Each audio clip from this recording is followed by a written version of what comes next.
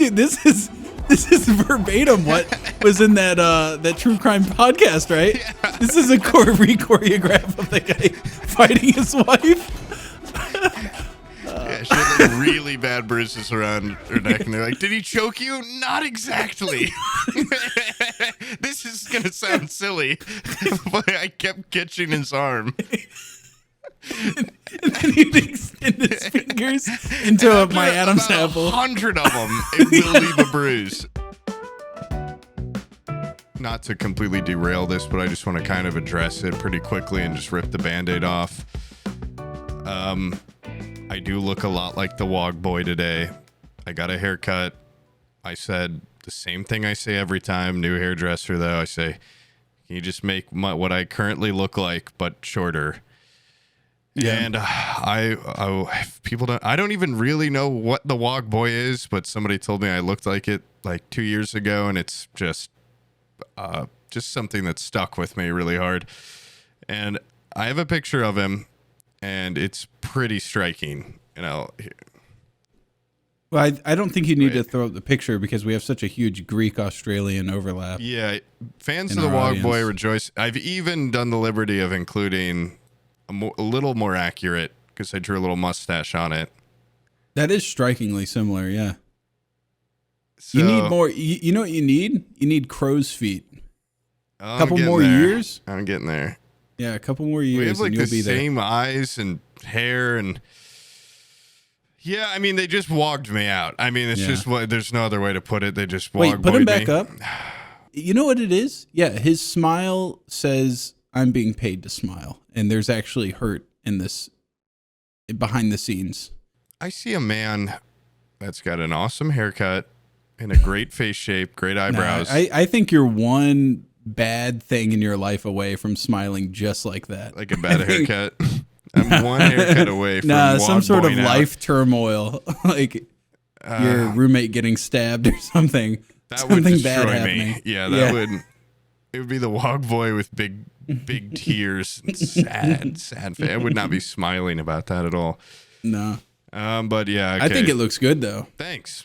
Yeah. That's what my hairdresser said too afterwards, and I couldn't tell her because like, how do you even explain the Wog Boy? But normally when they get, it's a classic haircut. It's gonna take a week, and then it'll look good in my own eyes. Other people can say whatever, but I won't smile in the mirror for about a week. Hey, dude, I got a fucking haircut like 3 weeks ago, and I made a video the day after I got it, and every comment was like, "What the fuck? What the fuck? You need to drag your barber out in the alleyway and gun him down." He shrunk my hair. I did today on stream. I was like, I'm getting a haircut. I'm a little worried about it because it's a new person. So it's like, well, it can't be worse than Sam's haircut. I'm like, that's brutal. Having someone do your hair just feels fucking awesome. And like the little massage they give you, very intimate. We probably go to different hair places. I don't think the guy at your barber shop probably massages your hair and stuff. No. But I went to a level 4 hairdresser, and I usually go level 2. And it was a very nice head massage. And the most my guy's done is he has like this power glove he puts on like Thanos, and he like plugs it into the wall and it like vibrates. Hair dryer, or does it buzz? No, it like vibrates, and then he just grabs he palms the top of my head and goes like, yeah, he chokes me. Yeah, he grabs my fucking bulge under the. Probably just about as arousing. Yeah, I always feel like such a creep because I'm like, I'm not gonna get a boner right now, am I? Because it doesn't matter if it's an 80-year-old woman or whatever, but something about the head rub, it's just very. There's something intimate about it. Touch of a woman, yeah. Yeah. It's something rare, and it is very intimate. It's more intimate than a lot of things, really, because they're like in there, and they're, oh, God, the way they rub it. It's like getting lice checked or something. Always got a boner during that. Very erotic. Always. Yeah. I remember there was this kid, I think his name was, wait, hold on. It was Nishak, Shadrach, and Abednego. Nishak was the one that was with me. He would always get his hair checked, and they would check his for like 20 minutes. Yeah. It was way longer than they would check mine because he had dreads. Yeah, and so they would flip around through his hair, and he would always like do insane shit on the playground. So he had sand in his hair a lot, and which looked like lice. And they would sit there and go through his hair so much, and they would just sit there and go like "Bop, bop," with the little chopsticks and just check mine for 2 seconds. Yeah. Bullshit, dude. Well, they could probably just go on your head and go, no. Yeah. No lice. Yeah. All they had to do was just do a 360 and walk around the hair. And say, can Just you, walk can around you the- stand up and do a quick 360 for me? Yeah. Fuck. Just make sure no lice is hiding behind the one hair sticking on the top of my head. Oh, speaking of lice and little insects that latch and bite and things, I went to the woods this weekend, and I found a tick on my ankle, and I thought, no big deal, whatever. This is actually quite grotesque, so viewers beware. If there's a child watching this, which why would you? I mean, we're 18 plus, but maybe tune out. And if you're a woman, maybe tune out. But then the next day, I saw something on my penis. And like when you go to the beach, you get like a little rock stuck to your penis, like a little sand or something. You guys know what I'm talking about. You get a little sand stuck to your penis or whatever. I just looked at it. We'll come back to that. Yeah, but okay. keep going. Anyway, I thought it was because I do have a freckle down there as well. And for one whole day, I was like, that's nothing to be worried about. Like, I'm pretty sure that's always been there.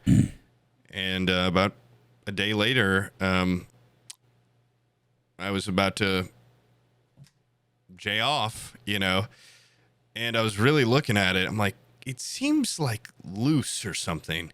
And it was so tiny and black, and it was tucked under the hood. Mm-hmm. And I gave it a little yank, and I was like, no, I'm pretty sure that's part of me. And then I went back, and I was like, something's not right. It was a tick. It was a little tiny tick, and I don't know what this means, but it got no blood in that time, and I think it was dead. But still latched. Yeah. Now, I hadn't had many boners. I don't know if it could suck the blood out. Yeah, you have like an old man's penis. No. If a tick attaches itself onto your penis and dies of lack of blood flow, Yeah. I'm pretty sure that means you have like an 85-year-old man's penis. Little concerning. A little offended that it didn't grow at all. Honestly, it was my first thought. Like, why? If I get a tick on my penis and I don't look down at it, and it doesn't look like a fucking grape, then I'm like, okay, something's wrong. A little sooner if it were grape sized, but it was just like it looked dried up. It looked like I almost somehow took something out of it. A poor fella died of a complete lack of food. Yeah. It's like so goddamn blood. It's like the brainworms. You've always said I think I have a low libido. Now it's confirmed, dude. The penis is a desert. There's no blood going to it. Well, that wasn't the point of this. It was more of, whatever. You know what? I was vulnerable. Dude's got the driest penis in the land. Well, that could be good because maybe I would have gotten like Lyme disease or something on my penis. But now it didn't even really leave a mark.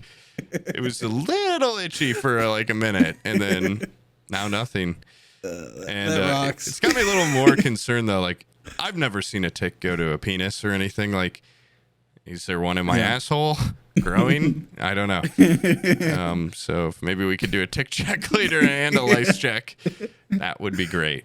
It was still latched, and I don't like fiddling with things on the penis, and it was pretty scary, to be honest. I don't like fiddling with my penis. No, I don't like touching it or looking at it or cleaning it ever.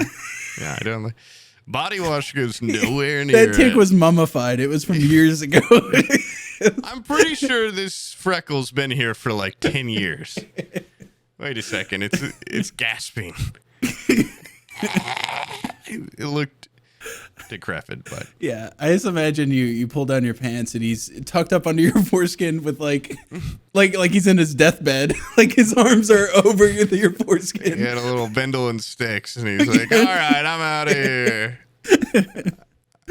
Yeah, no, that rocks. I should probably get checked for like a disease at some point because Cash had Lyme disease, and he's like, "Yeah, the medication makes you even more low energy than you already are. Like, you don't want that shit." I'm like, yeah, that might wipe me out. Yeah, that might just take me out completely. If I start getting a rash. I had a friend get bit by something rabid, and he had to go get the rabies like series of shots. It's like 7 shots or something in your stomach, Ugh, and they're absolutely agony. like that And guy he's in like, Florida. he's like, I actually would have preferred to just risk because he's like, we didn't even get confirmed whether or not the thing that bit me What do had you mean rabies. risk it? Hasn't like no one ever survived? Like 2 people have survived rabies. Yeah, I don't know if it's worth the. I mean, the risk. 7 shots in the stomach though. What That is he, does. 50 Cent? Come on, that's pretty crazy. That is crazy. Yeah. Oh god, right in the belly button. Also, yeah, I don't like fiddling with that. I should probably check. I'm gonna do a finger check on my belly button because I don't look in there. Do you? Okay, so there's I've always like had an outie, right? Oh my god. I think I've had that outie belly button for at least a week. Yeah, I've always had an Audi with 6 legs sticking off of it, right? Now, have you seen that there's like a bunch of dudes that don't wash from the waist down? Yeah, we've talked about this. Yeah, we've talked about that. Like, what about belly button? Do you wash your belly button every time you're in the shower? I don't put my washcloth in my belly button every time, but I mean, I rub my belly, and I'd like to imagine part of the soap gets in washcloth there? is getting into it. I mean, I guess I'll be more vigilant about that from now on. Yeah. Should I You use need, like, my a little- washcloth I use on my body for it, or the washcloth I use for my balls and asshole on it? That's you know what? Well, it depends. Do you consider? I consider the belly button to be kind of a. Private. I don't know. I feel like, spot. is it cleaner or dirtier than the rest of your body? Because I mean, it's kind of tucked away. It doesn't. But then again, sweat pools there, so I guess it's more relegated to like ball asshole washcloth area. I would think. Mine oozes. Oh yeah, then definitely use the ball asshole washcloth. You have 2 separate washcloths for that? Yeah, because I go butthole straight onto balls, and then I normally go to my face and I go, whoa, wait, and then I get my other one. And I have a loofah, but I don't really use the loofah anymore. Yeah, I stopped using the loofah because they get loose over time. Yeah, and then you got to buy another one for $1, and it's like $1. Yeah, so I just use Abby's. Like, she has a specialty face scrubber, and I just use that for the whole body. Yeah, scrub my feet and my balls and my get asshole my and musk everything. on it so she's more attracted to me. Yeah. Yeah, hasn't Clean worked. your nose with that. Yeah, her face swelled up and she got pink eye really bad. This specialty mouth cleaner. It's like this little bristled. It's like a little toilet bowl cleaner, and I just use that on my asshole and turn it on. Makes little circles. Oh, dude, I did get one of those water picks. Have you ever had one of those? Those things fucking rock. Dude, I have been water picking multiple times a day. I'll just water pick for no reason. That's like a goddamn mouth massage. I hate how loud it is, but I do. I mean, I like when I was having that tooth problem. That's how you know it's working. For like a month, where I was getting those shooting headaches in my temple, and everyone was like, "Dude, you're gonna get an infection and you're gonna die." Yeah, that's how Tutankhamun died. Yeah, I don't know who that is, but I got a King Tut. Oh, He died from mouth infections. well, you should have got a water pick because I got that, and I started shooting back there a lot, and no headaches. So, guys, get a water. Yeah, you get a shot water the pick. abscess right out of your fucking brain. Yeah, It's gone The now. water pick, it's very unnatural to me, but I mean, I like it more than flossing. Yeah. Well, I don't like it because you don't get the blood. You know, that's how you know you're clean and good is when you're sawing away at your gums and the blood's everywhere. I could just gingerly touch my gums and they'd probably bleed. So I still get a lot, actually, like an incredible. I poke them amount. right where the Zin goes in my Yeah. Zin pocket, and pus and blood shoots up I've into been my mouth. hollowing out with my water pick a little Zen pocket where I can fit two 6 milligrams. And Dude, when my brother used to like dip tobacco really bad, he could pull down his lip, and there was just this like valley that he would pack. It was so like I don't even know how. Yeah. I don't want to say like receded gums, just like a weird pocket down there. Yeah, I'd Where it probably was call like- that receded. Yeah. It's not like receded. It's like a canyon in his gums. Yeah, it's like eroding away. Like a gum canyon, yeah. That's really That good. shit- Yeah, I've been zenning a lot lately, and I'm a little Like worried Zinning's not because nearly as bad. yeah, but also I mean it can't be great, and my new health insurance doesn't have dental, so I don't want to have any big issues. And historically, I've had some, so Yeah. got to be careful. No more candy. No more candy for me. I did just get a really big thing of Jolly Ranchers, and I've been kind of blowing through those. But after that, I'm done with candy because I got to keep them clean so I don't look like Wog Boy. That's like the worst. It's like the worst thing for you too is Jolly Ranchers. Oh, like so just good, gummy stuff, like jujubes and stuff. Like Jolly Ranchers like shit. They're like shit hardened gummy. Yeah, but like shit that just gets clogged up in your teeth. You ever fuck with now and sucking laters? on it, right? Now and then. Now and later is Not fucking funny. raw. I don't know what a now and later is. What? Now and later is like same vibe as a it's like Laffy Taffy but not gay. Laffy Taffy's hilarious because it has a joke and it's delicious. Now and laters is for dudes that watch John Cena. Okay, now and laters are for now and laters are for dudes that get of candy or something. Yeah, now and laters are for dudes that get pussy. Okay, Now and later. Now and laters fucking rock. He's looking exactly like Laffy Taffy but smaller. Yeah, and cooler. He just look like Starburst. Yeah, but Starbursts Now are for and laters. Starbursts are for little fairy boys. Okay, now and laters are for construction workers. Badass guys that can do backflips, standing backflips, and I guess gamers can be wrapped into that Venn diagram somewhere. Now and laters are awesome. I guess their marketing make me cooler. I mean, sure, I'll try them. Yeah, marketing for them is pretty shitty though because I think I can't find them anywhere. They're not in any convenience store anymore. Oh. It's getting real hard to find now and laters. This Google People Ask says now and laters are a lot chewier and longer lasting than Starburst or Laffy Taffy via snack history. Mm-hmm. And what that means is that they have the ability to rip the fillings right out of your teeth in a way that Laffy Taffy and the other one that you said, Starburst, never heard of them. Starbursts aren't capable of doing. That cannot be true. Starburst, I feel like they've gotten too many lawsuits about like, oh, you fucked up my dental work, and so they made them soft. But now and later they say, oh, your dental work's getting fucked up, make them harder, make them more difficult to chew. Pull out a veneer if I have to.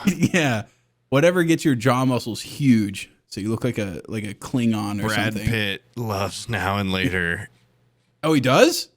I rest my case. I'm just saying that because he said get your jawline huge. But yeah, he does. You can just. What does it matter? All we say are lies. Yeah. I'm looking up Brad Pitt jawline just to see if he's now and later material. Okay, he's now and later material. Yeah, no shit. Yeah, I forgot what he looks like. I don't know. Sorry, I'm only on big name movies like Borderlands, the Borderlands movie. Oh, I'm so excited to see that. Have you? I hope it's as good as Twisters. You want to talk about Twisters again? People loved me talking about Twisters for an hour. Okay, the difference is that I'm looking right now. Twisters has a 75% on Rotten Tomatoes. Borderlands has a 7%. Oh, I'm sorry, it went down 6%. How many reviews though? 47. How many of those do you think are like insane Borderlands fans? I think the insane Borderlands fans are the ones that probably hate it. Yeah. Well, because it's just wrong on all fronts. Yeah, this is. I don't even know how to describe like who would want to see it. Divorced dad throws on TV and just watches it with you. Yeah. It's got. Hold on, I'm looking through the cast here. It's got big heavy hitters. Jack Black. It's got Eli Roth, director. He's big. Kate Blanchett, she's great. Kevin Hart, he's funny. Jack Black, he's funny. Jamie Lee Curtis, Halloween. Like, what's the miss? You know, how is this not Oscar level movie? Yeah, and it has like $100 million budget. Like, it's got to be good. It has to be good. I don't know. Or it just could be that the source material sucks and the fucking cast is all wrong. It's like no offense, guys. Like, even if you liked Borderlands, you have to admit, like, the world ain't that great. It's not good enough to hold up a movie. And on top of that, it's just the wrong cast all across the board. And then there's the problem of Eli Roth, who's not the worst in the world, but come on. Yeah, they should have let Quentin direct this one. Also, this is just such a weird thing to nitpick about, but Also reminds me a cool thing. If you live in Indianapolis, apparently Keanu Reeves is playing with his band at the state fair for free at some point. That's what my hairdresser told me. And also something that she did, I hope she doesn't watch this somehow. At one point she just said Blake, and it took me like a minute to realize she was talking about Blake Lively, and she just kept calling her Blake like she knows her. And it was very confusing because she was like, "Did you see Deadpool and Wolverine?" I was like, "Yeah." And she's like, "God, I'm so excited." I'm like, "Oh yeah." Like then, like, "Yeah, it was really good." Like, it's, it's okay. It's whatever. And then it was fun. Okay, it was fun. It's nothing spectacular. I had to look up who Blake Lively was. Yeah. Yeah. And she was like, I saw an interview where Ryan Reynolds and Blake were like doing something really funny. I'm like, what the hell? And she was like, yeah, I heard Blake's in Deadpool and Wolverine as a cameo, and Blake's got a new movie coming out. I'm like, who the fucker is Blake? And it took me to like her third reference to be like, Blake Lively? Like, I don't even really know Blake Lively that much. But a little presumptuous to not call her Mrs. Lively or Mrs. Reynolds or whatever her last name is now. Yeah. And just say Blake. That's like when I said they should get Quentin to direct it. That's what reminded me. I've had a friend sit there and talk about Nick over and over again, and I'm like, who are you talking about? He's like, Nicolas Cage. I'm like, don't shorten it to Nick as if you're like best friends with the guy, first of all. Nicky from the movies. Yeah. Second of all, like, how the fuck am I supposed to know that it's... Yeah, that pisses me off. That really grinds my gears. That grinds my gears big time. She's wow, this Blake Lively, 45 million followers on Instagram. This lady's big. She should get married to a movie star. Yeah, she should get married from the guy from Just Friends, the best Ryan Reynolds movie. Yeah. It does. I mean, we just talked about this, about how you and your barber had like nothing going on. We had a lot of dead air in this session because I used to have a person I knew, like we could at least do small talk pretty well. And then this is some new level 4 lady. I'm already intimidated because she's 2 levels higher than the lady I normally go to. Yeah. And then she just not a lot of overlap. And at one point she's like, what's his name? Joe Magnola or something. He's an actor. He's like apparently a nerd, like a D&D nerd. Mm-hmm. For one completely misguided second, when she brought him up, I thought she was going to say that I look kind of like him. And I was going to be like, wow, that's really nice. But she was like, you know him? Yeah, he was at Gen Con in Indy in like 2015. I was like, oh, cool. She's like, yeah, nah, it's 30 minutes late to seeing him. And I bet my husband was really happy because like he's at the top of my celebrity hall pass list. And I was like, cool. Yeah, I mean, he's hot. Like, what like, and then I couldn't tell, like, would she actually try to fuck him at Gen Con, or is that not? Yeah, what's your opinion on having celebrity hall pass lists? That's kind of an odd conversation. Yeah, what's to Abby's? even have? Poop. Probably any, I don't know. Yeah, no. It's like a podcaster. Yeah. Aqua. She's really just looking out that fucking kitchen window for any passerby to be that guy. My hall pass mailman. Yeah, mailman. Amazon delivery FedEx guy. Yeah. Mosquito Joe. Yeah. Mosquito Joe for sure. Your brother, your dad. Any of those guys. Yeah. Yeah. Anybody. I mean, there is like a very fun, like, it has to be so unobtainable that you're not like, what the fuck? Like, you just want to fuck Mosquito Joe. Your all pass has got to be. But also, I think it's weird. Like, I mean, I don't know. I don't have a wife, but to just be like, hey, if I ever run into this actress, I'm gonna try to fuck her. And if it happens, you can't be mad. I think it's just joke fantasy, but it's also like weird. It seems kind of. I don't know. I don't think I'd be like jealous guy, but when people have like massive celebrity crushes, like I know a lot of couples where the girl's just like, oh yeah, if this guy from that band, like I'm obsessed with him. I'm like, if I was her boyfriend, I'd be like, you like really want to fuck this guy? Like I don't look anything like that guy. Yeah, and you want to fuck his brains out. I remember you won't even let me nut. I remember watching some like Lindsay Lohan movie with Abby, where Lindsay Lohan in the movie Parent Trap. She's like a massive fan of some rock star. Oh. And then she actually ends up like meeting the rock star. Is it Freaky Friday? I have no idea what it is. I have no idea what the movie is. And she meets the rock Herbie star Unloaded? and like, no, it's not Herbie Okay, Unloaded. so I'm gonna keep guessing. And she ends up meeting the rock star and like going out with him multiple times, but they're not like platonically. And like they get in some sort of hijinks together and stuff. But then there's like scenes where they're not together and she's just with her boyfriend talking about this rock star.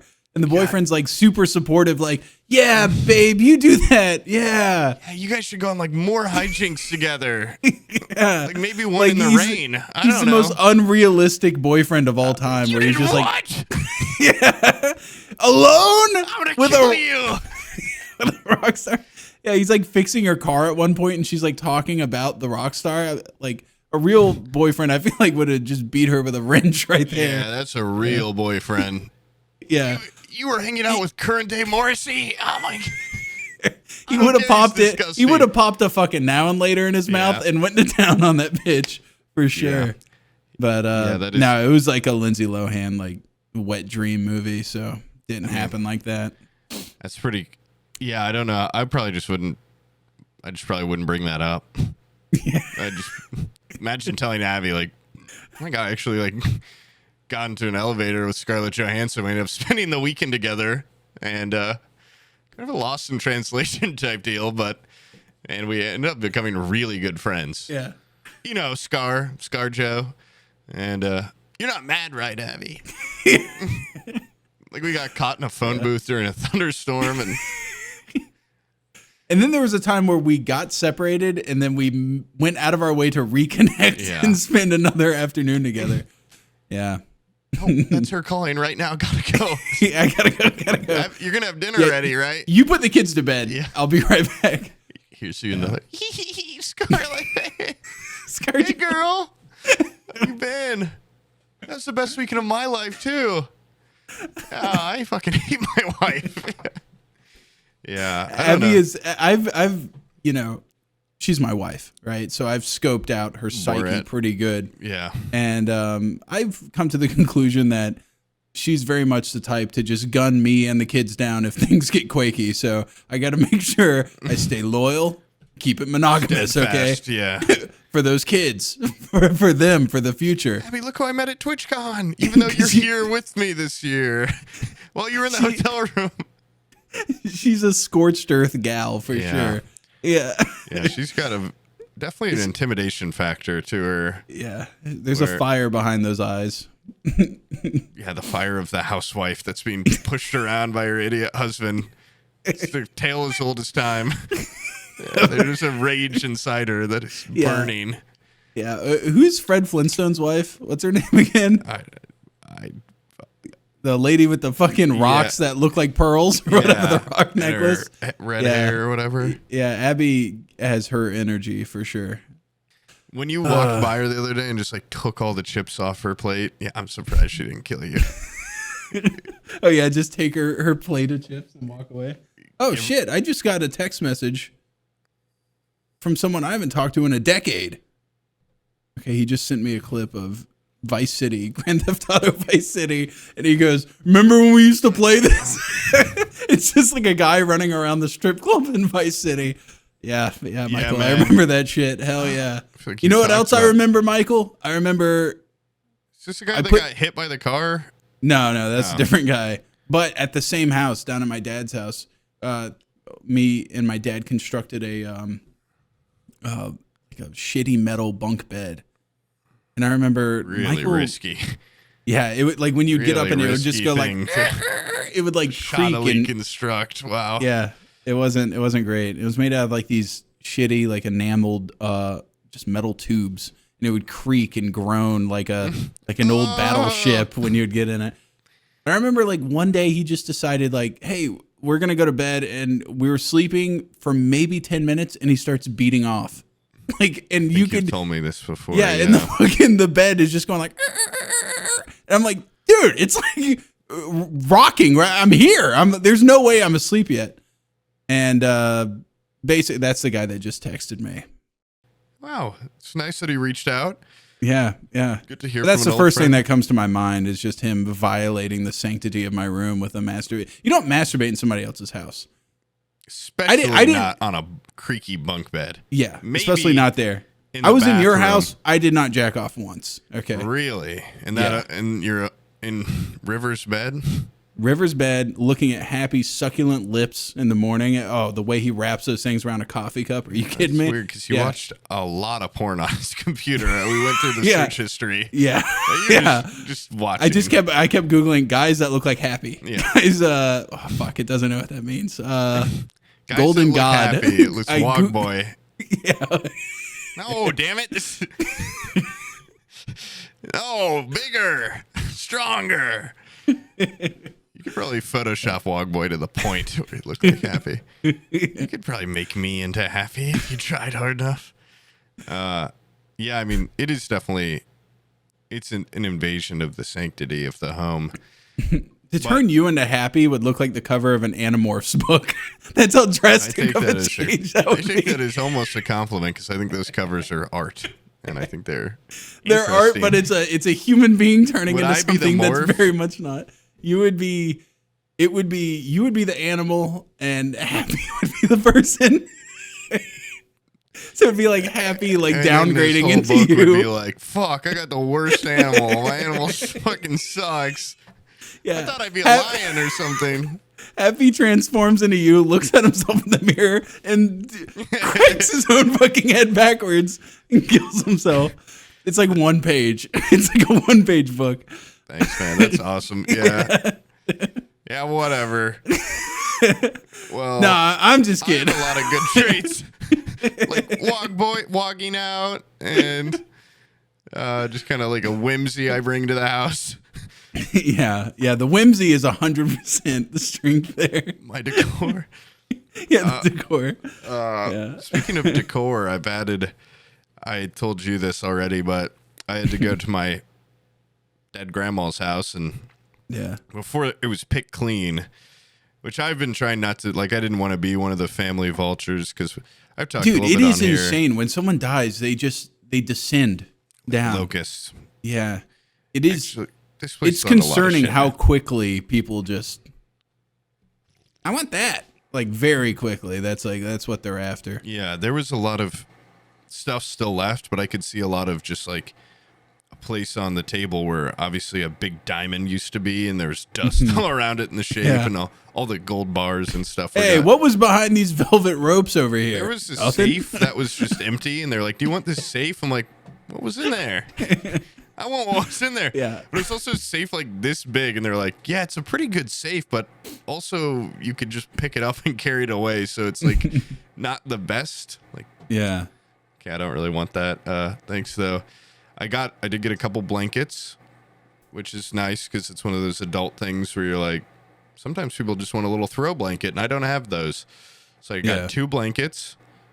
I got some like potentially illegal ivory. I'm not totally sure. If you're like an expert on ivory or something, comment below. Can I have ivory figurines? Can I sell them? Really? You know, That's what want. I think we're kind of at a point in humanity where we recycle, reuse, and reduce. and reduce. I like to reduce And the I amount of think- ivory in my house. I think it would actually be more of a crime if you just decided to like pulverize them or something. Yeah, I mean, I'm not going to pulverize them. Yeah. I mean, the option now is to just keep them in my house forever, Yeah, just which keep I'm them. okay with. Yeah, But same thing with also, like if a they're fur worth coat. something. If it's like a vintage fur coat, I would prefer people to just wear it I've got a couple I think of like those. I think the production of fur is it's like gone now. I don't think people really produce fur anymore. So it's like if you have like a vintage fur coat, I feel like it's more of a slap into the mink's face Yeah, if you it's- don't if wear you it. throw a you know? bucket of blood on me while I'm wearing my mink, then I'm gonna have to Yeah. go buy a new one. I have to kill 1,000 more minks. So what are you guys even thinking with that blood bucket? This was shit? a chinchilla coat, Yeah. and it was a chinchilla You know how many holocaust to make fucking this. chinchillas I had to kill, bitch. This They is banned me 6 from million Petco. chinchillas to make this code. I had to go to new cities to buy chinchillas because they were getting suspicious. How long can they withstand a hammer blow? What do they eat? Got 2 questions. How thick are their necks? Just curious. And can you do that thing where you just rip them from asshole to head and take the fur off? Yeah, Arthur Morgan Yeah. style. I Yeah. would show him a Red Dead video. Is this feasible? I just want to make sure I don't. I want to make one accidentally- incision and then just deglove it all in one pool. Would you guys do that for me? Because I find that icky. Yeah. I'll pay you twice to just give me the fur, and you can eat the meat or whatever they do with them. God, I wanted chinchillas so bad when I was a kid. Another thing I'm glad my mom did not let me get. I'm sure it'd be dead by now, but Yeah. just didn't need it. Wouldn't have done well with it, but I touched one at a pet store once and was like, God damn, I either want a coat of this or I want a pet. And I didn't get the pet. So now I'm on to plan B. Now I'm working on other things. Oh, but also, wait. My daughter's been go. okay. Yeah, go. I was gonna say she's been wanting a kitten because she's well, like, that's oh, they're so different. soft, and no, it's not different. I've seen the way she holds on. Like she'll run up to Gwen and just like bear hug Gwen, and Gwen looks panicked in the eyes. If that was a pit bull, that thing would have fucking killed her years ago. And I feel like she would Lenny the hell out of a kitten. I think she would crush it. If you got it when it was like a little old and still a kid, I mean, they're pretty durable. There's a lot of pictures. My little sister, we had kittens when she was a kid. There's just a lot of pictures of her just like throwing them over her shoulders. And people would be like, no, like, be careful. And she put them on their rocking horse and she'd be like, yeah. And those cats lived for weeks. And so you can definitely get your money's worth, especially if you just find a stray or something. Yeah. I'd look for pregnant strays. I still want a cat at some point. I don't live in like 1800s Manhattan, so I don't think there's a lot of pregnant strays around here. A lot of pregnant wandering ones around. too. There's what the fuck was this? The 80s? Why do you have so many stray cats just You wandering live in a around? city. There's just cats. I don't know. There's just Really? stray cats. I haven't even seen a cat in. Well, Mosquito Joe also poisons them. Oh, we pay him to put cat poison out. Did you So see my cat bowl on the front porch? You think that's for show? I thought that feeding was a for the whole raccoons. colony. I thought Well, that the was for the- raccoons, the possums, and the cats. There's a lot of them. And they all Raccoon's eat from kind of it. like a cat, just with like a big ass. It's like a big assed cat. Yeah, yeah. Yeah, it makes me think about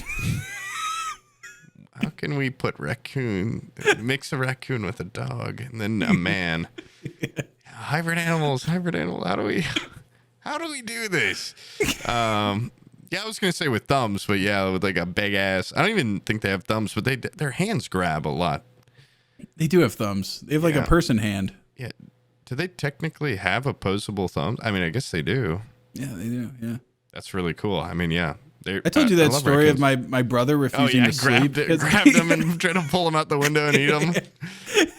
Yeah, I mean, that's awesome. I would be horrified of raccoons if I was him, but also he's kind of being a big pussy because, like, what's a raccoon going to pull you out your window, out your bed? It wasn't even that it happened. He was scared that it would happen. Oh, yeah. He was That's just even horrified that the possibility of a raccoon grabbing him.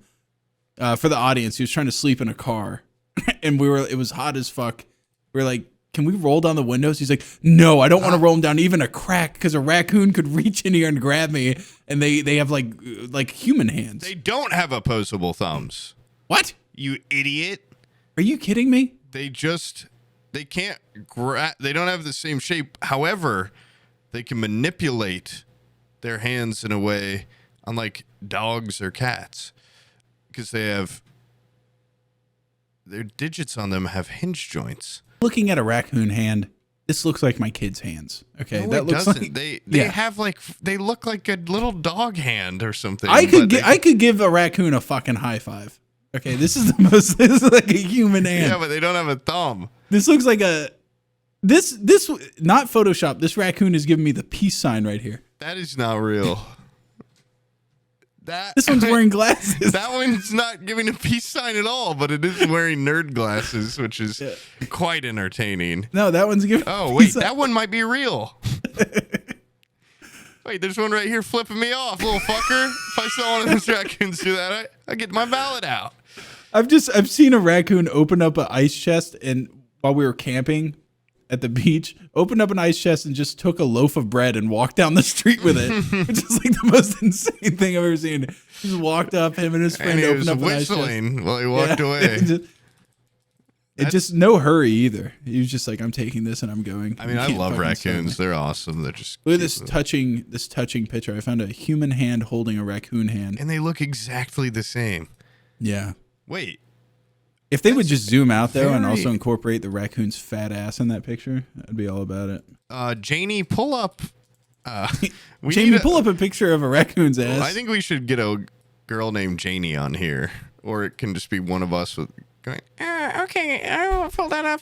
But a little bit back to my grandma's house, the things I got there, because I did get a couple of cool things. Tell us about your plundering. Yeah. Yeah. So my haul, my thieving haul, also is a little awkward because there were people in there at the time. My aunts were in there kind of going through stuff, and they were like, take this, take that, take this. And I like anything I didn't take, I felt bad because I'm like, I don't really want her like this painting of an angel she did, or that other paint. She actually had a lot of paintings. I took one. It was actually very good and very cute. But I just wanted a couple of things. I took a bird bath thing that I guess my mom bought for her like 5 months ago. So she bought for me. And I got that. And then there was a doll in the house of me. And I've got a picture of it. It's very sweet and very creepy. And before I show it, I'll show two. Because also while I was there, my mom gave me the option, like 3 months late. She's like, here, I got you a birthday gift. Thank you, though. Thanks, Mom. It's very nice. And they're about the creepiest things I've ever seen. And she gave me the option between this one, which is a box with bent forks because the bad energy, and little dolls. It's called Lovers Forever. And these little tiny dolls and little love letters and stuff. And I actually like this one quite a bit. This is the one I ended up taking because I thought it was less creepy than this one, which is just like horrific. And also, Wait, these were in your grandma's house? no. Oh, okay. My mom gave this to me right before I went to my grandma's house. She let me pick between these two. And the one in the middle is like an 1800s German doll that they've taken the head off and put like, I don't know, a possum skull or raccoon skull on. Yeah. Maybe it's a small dog. I'm not sure. And then it has like letters about the family and a little. I thought that was Abraham Lincoln at first in the glasses, and on closer inspection, it's not. It's just an old man. Yeah. These are really creepy, but also probably the best my mom's ever done on just being like, I'm gonna get him something weird. Yeah. And I think she did a pretty good job.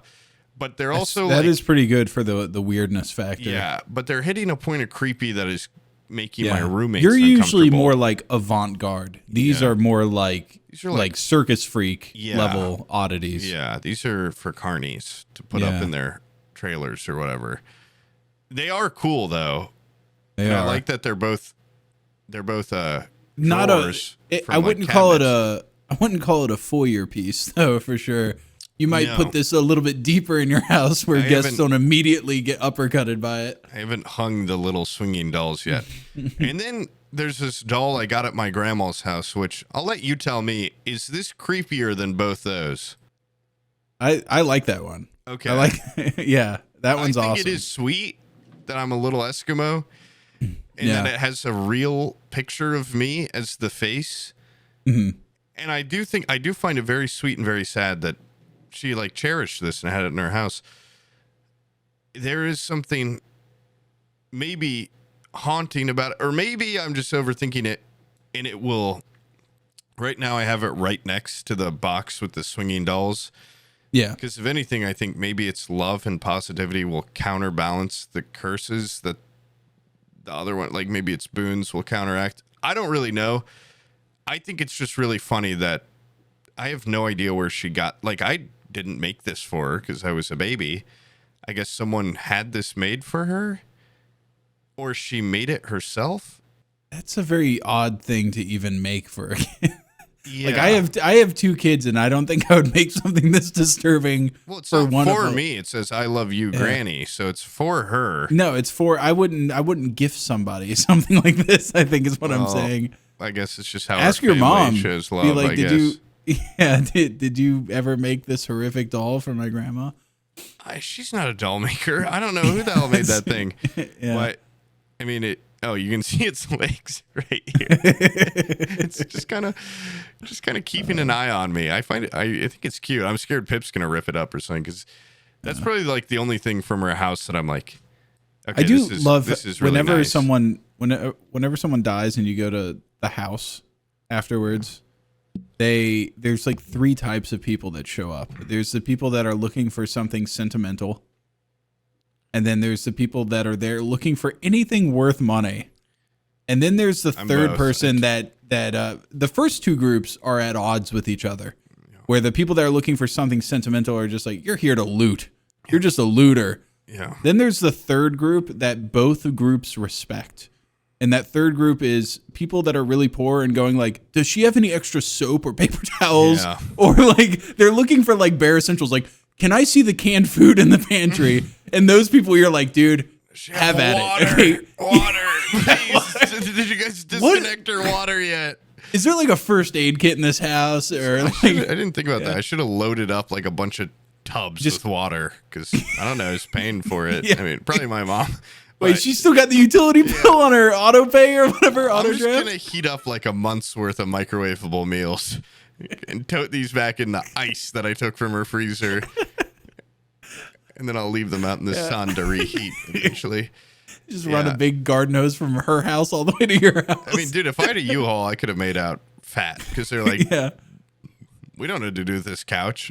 Also, I didn't want to ask, but like, she had a nice TV, and I didn't want to be like, well, I'm here. Like, can I just have that? Like, what are you guys doing with that TV? Yeah. But, and she had like a old person recliner that like sets you up, right? And sets you back down. I'm like, that would just be really nice for when I'm lazy. He's feeling super lazy. Like when I want to become a Wall-E character, like this could just be, I could live in that chair. My grandma has always made fun of those chairs, and then now she's gotten so old she needs one, and she's had it now for a couple of years, and she like gets mad at her chair when she's like, when it's standing her up, she's like, this thing's slowing, it's slowing down. It wasn't this slow a couple of years ago. Yeah. And I'm like, Grandma, it takes like 8 seconds to bring you from seated to standing. That's good enough, right? I'm like, what the? You can't. It takes you 20 minutes to cross a room. What the fuck do you need to get up so quick for? My grandma has one of those chairs that you sit on that takes you down the stairs. Oh yeah, those rock. And those, I am curious where that will go as well because I have stairs. And I don't know. He's gonna walk down them. Yeah, but it was. I remember very sad when I can't like. I joke, I josh a lot, but if I actually think about this too much, it will make me very sad because that's the first time I'd been in there and like I haven't fully processed everything yet. Yeah. But one time she was like, meet me in the basement. I want to show you something. And I started walking down the stairs and she got in that chair. Those things are slow as fuck. Like I was just down there for like 5 minutes. Like, okay. And she's like, yeah, I had him like soup it up and like make it faster. I'm like, Jesus Christ. Like, oh, did they do the opposite? Because like, holy I feel shit. like you've told me this before Yeah, because I probably talked about I it think on here. at the time I was watching Better Call Saul, and like one of the first season episodes, he's like selling old people like wills and stuff, like because he's a lawyer.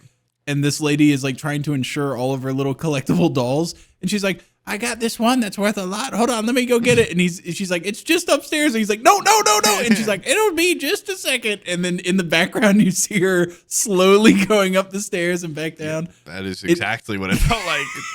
It's like a 4-minute static shot of Odenkirk just sitting there. It was really sweet because like she wanted to show me her like angel painting in the basement, but I was like, you could just tell me what room it's in. I'll be back here by the time you're 2 steps down, and I could inspect it. I could bring it up here if you want. But she's like, well, I love my little chair. I'm like, oh, God. And it would have been because there were other family members in there, but I have always wanted to ride it. And that didn't feel like the time when like my aunts are crying in there to be like, how does it work? You just sit down, and I get on, it goes, wow, shit. Have you ever seen Gremlins where they soup up the fucking the chair and send her out the roof? I forgot about that scene, but yeah, I would. I know a gremlin gets put in a blender at one point. Maybe something like that could happen with that baby doll. Or something. Yeah. It'd be funny if the whole time she was holding out on me and I fucking zooms down the stairs. Oh, she didn't turn on this nitrous switch.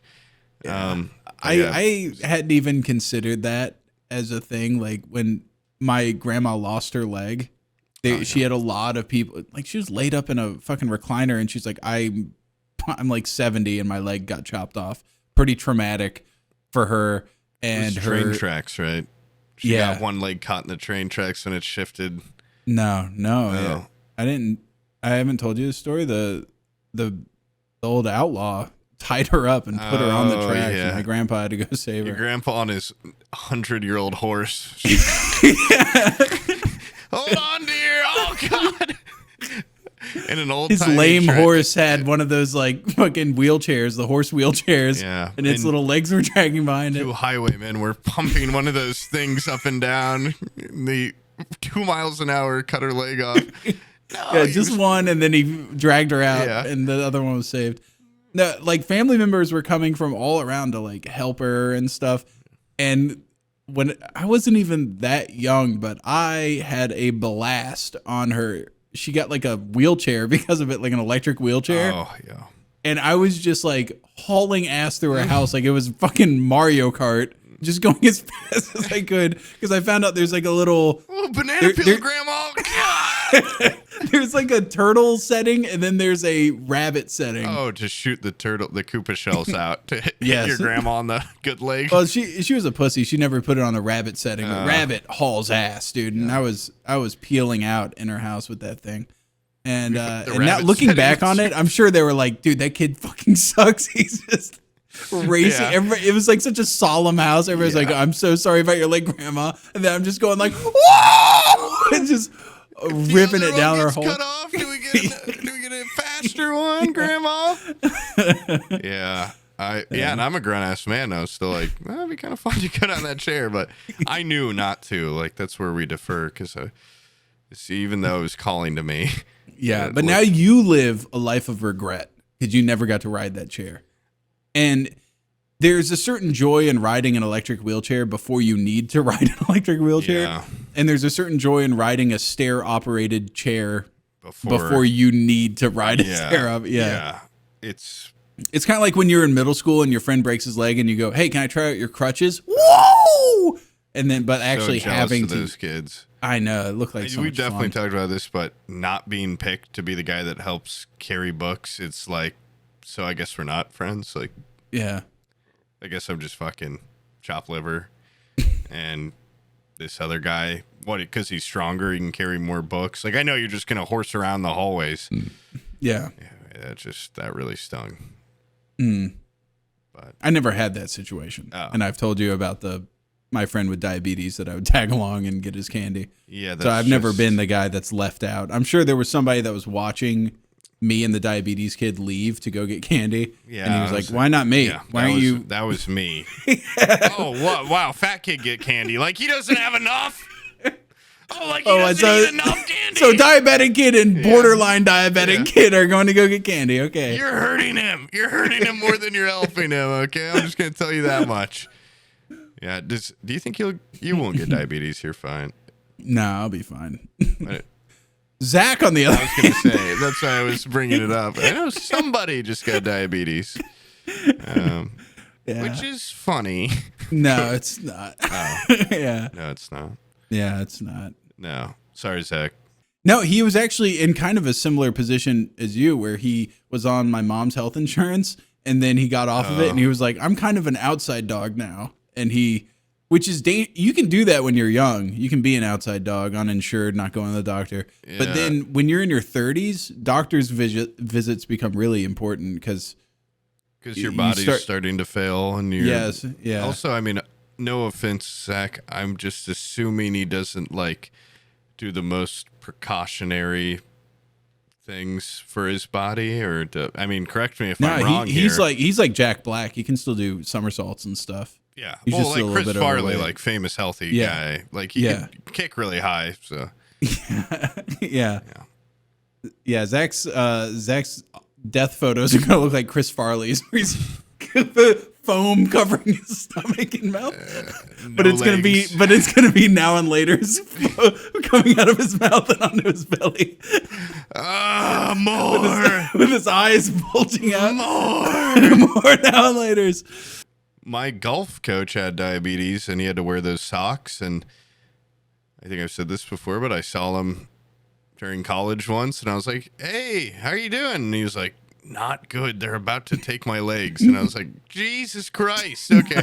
Hoping for light conversation right now. Yeah. Just kind of shooting for like, "Good, how are you?" And then we just kind of part ways. But he had the diabetes induced like almost blindness too or whatever. Oh, And yeah. He drove our bus. He drove our little bus to golf meets. They end up taking your eyes. I mean, I don't really know a lot about much, but I think your body starts going, those look like little candies. And your and they body eat 'em. starts eating your eyes away because they look like little, like jollies. Yeah. I mean, he had beautiful eyes, so I bet the body went for them quick. Oh, So it went yeah. for his little Tootsie Rolls first. They had to cut off all his toes. And then it went for his little ho-ho ankles. Yeah. And then it said, "What's next?" Little jawbreakers in the eyes. I want those. Yeah. Oh, fatigue is the sign. Blurry vision. I wear contacts. Yeah. Thirst. I'm drinking a beer right now and I can't stop. Frequent urination. Thirsty every day. Are you kidding me? I'm thirsty when I wake up before I go to bed. Sometimes in the middle. Hunger. I get hungry 3 times a day. At least multiple times a day. Yeah. I'm a little peckish right now, and I ate some pizza earlier. But like, what is the difference between type 1 and 2? One's Type 1 genetic diabetes is you're born with it, and your body has a built-in inability to produce insulin.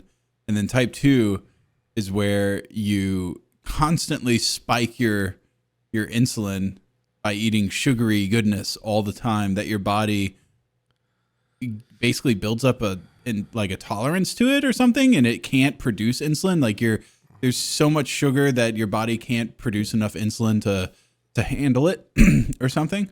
And so then you stop producing insulin. So then You're basically a damn doctor. Okay. yeah, you're killing yourself slowly with sugar is basically what it is. Type 1's a lot sadder because I knew a couple guys that were like ripped and they had diabetes, and people would be like, "Ha, you have diabetes. Like, are you eating too much candy?" And they can explain as much as they want, but kids, they don't want to listen. It's like, I'm born with it. Type 2 is like you've earned it. It's kind of like a badge of honor. It's like stolen valor. Like, yeah, I'm diabetic and I've got a 6-pack. I'd be like, Wait, you ate well your whole life and you still get your toes cut off? Yeah. You suck. fucker, you stupid bitch. You're But not you've like never me. eaten a now and later? Fuck you. You're not a real eater. Yeah. I ate my way into I fatness. earned this shit Yeah. with sweet tea, now and laters. You can look at me and know I probably have diabetes. Yeah. Okay. You can see it on me. Jaeger With bombs. my little socks that are really tight. Custom compression socks. That's a gift idea I for bet they Zach. feel- I should yeah, get those. I bet they feel good, honestly. And They probably do. and no offense to anyone listening to this wearing them, just look down at your feet. They look really comfy, and they look a little silly sometimes because it's always wrapped around a really fat little leg. I mean, I'm just drawing from my golf coach, but Yeah. they looked like they were squeezing the leg out of him or something. Well, they are compression socks. They're meant to compress. Very interesting. Now talk a little more about that. So, Okay. Well, does it- sometimes they why make does it them out of affect- thinner material, and they almost get like a. You go like, oh, you wearing like pantyhose? Like you trying to. Well, You know. Did you try on shoes while you were wearing flip flops at a shoe store? You stupid idiot! What'd you buy them right out of the store and have to wear the pantyhose? I was gonna say, out of are there? you like some sort of man whore where you're trying to show off a little bit of sexy leg with a little compression sock? Oh God! And they're like, oh, it's for diabetes. Never mind. But I went recently with a friend. I think I should get Zach some compression fishnets. Ooh. How fucking great would that look? You should get him just a compression onesie that like makes him like look like he's got a six pack, and it all comes out of that head hole. Sam, I can't breathe. Put me in the wheelchair, the electric wheelchair. I did this for you, brother. I'm trying to help. Yeah. Why stop at the calf? Why not go higher? Can you wear diabetic socks if you're not diabetic? Yeah, what do you think are they gonna gatekeep you? No! You haven't earned it, you type 1 bitch. Oh wait, no, I guess they can wear it too. I don't think that anybody's stopping you. Do I need a prescription for diabetic socks? Oh wait, for maximum results, you might need a doctor's prescription. And the doctor, hey man, you need these socks. Yeah. These socks they compress way too much for normal consumers. Okay, these are too tight. You might over circulate, okay, and get blood pools in your feet or something if you. Yeah. I take them off every night and I just have bloody heels and these bottoms of my socks feet. But they look so good. I gotta keep wearing them. These socks are a controlled substance. They're up there with cocaine. Dude, you need a prescription. Is there anything over the counter that I can get? These things are they're like ratchet straps for your feet, dude. They will cut off any blood. They keep the stink in on your feet so well too, though. I bet when you peel them off, it's just like God. It feels good taking off just a long pair of socks already. I can't imagine taking off a sock you gotta roll down. Yeah. Yeah, Zach, you lucky son of a bitch. Why don't you buy some fucking compression underwear first, okay? Then you can move on to the sock. Like, I mean, it could be affecting it. Yeah. He's not circulating in his middle area at all, so it's just not going down at all into the feet. It's weird. Yeah, I mean, what can I talk? Circulation in the middle area. I couldn't fucking feed a tick for 2 days.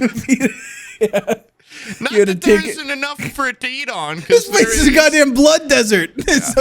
There's no blood anywhere near this penis. Not that my dick's so small, I thought the tick was my penis for 2 days, and I got confused. Oh. Dude, I sat there and rubbed the head of my penis like I usually do. I didn't feel nothing. The tick went right above my penis, and I have a micro penis, and it filled with so much blood, it just took the spot of it. Yeah. And I just didn't know until I tried jerking off, and I was rubbing it for like an hour, and I'm like, I am not feeling anything. I'm not getting any closer to coming right now. I don't know what's going on. But my penis miraculously has little legs. You rubbed it long enough and exploded blood. Oh my god! Oh my god! And then oh wait, my penis is just so small. It's right. It was hiding underneath it. Yeah. Oh, thank God! What a great day. That my tick-sized penis was just underneath it. Actually, is it looking a little bigger than usual? Looks so filled with blood. That's unusual. I haven't even taken my 5 blue chews. Hard. Oh my god! Yeah, it's so hard right now. So hard. It's so filled with blood. Yeah. Met up with a hinge date. Yeah. God, it'd be the scariest thing to see. Guy with ticks all over his penis. It's a living. Yeah. Ever heard of leech? Like leech medicine? No, I saw a leaked email, an internal email from Mr. Beast. Did you read that? Yeah, but remind me. He has to get like an HR department for his production company. I'm of the crazy opinion, if you need it, first of all, we're never going to have an HR department. Okay. Also, we don't are even probably a millionth of the size. Yeah. Yeah. And reach. But if I ever get to the point where I need an HR department, it's gone way off the rails. Benefit very heavily. I would benefit very heavily if we could get some form of. It would be to my detriment. Yeah. Okay. No, like an HR department for a YouTuber? Are you fucking insane? It's too big, dude. Are you aware? He's not like a YouTuber anymore. He's like a machine, like that. I know. My point is, if you need one, it's it's too big. It's become too much of a business. You know what I mean? Yeah, I think that's what he's not a businessman. He's a businessman. I get that sentiment, but it's that that you're capable of being that big. Yeah, that it's capable of getting off the rails that much. Yeah, it's for something that's supposed to be just like I think personally, like my favorite type of YouTuber that's just been there forever is like if you know Cody's Lab, where he's just a fucking dude with a camera and he's like, we're gonna go do this today, and he just tinkers and stuff, and he's an OG. He's been at the top at some point. It's like old YouTube. It's like casual. Yeah. It's not about the game. Doesn't like have old a fucking Instagram. You used to just post like, "Hey, here's a food I ate," and like, "What's up?" Like, you just post a picture of your friend at school and be like, "Here's my friend." Now it's like, I've got to like make this all serious. There's just, I mean, it's even like Twitter. You can't even joke around on it anymore. No, are you kidding me? Dude, no. Twitter has devolved perfectly. Okay, Twitter you can fucking sucks. You can borderline create like you can create an insurgency on Twitter, and I don't think they would give a fuck. Yeah, as long as you're not calling for like equal treatment of people or being like nice to other humans, they'll censor that. Yeah.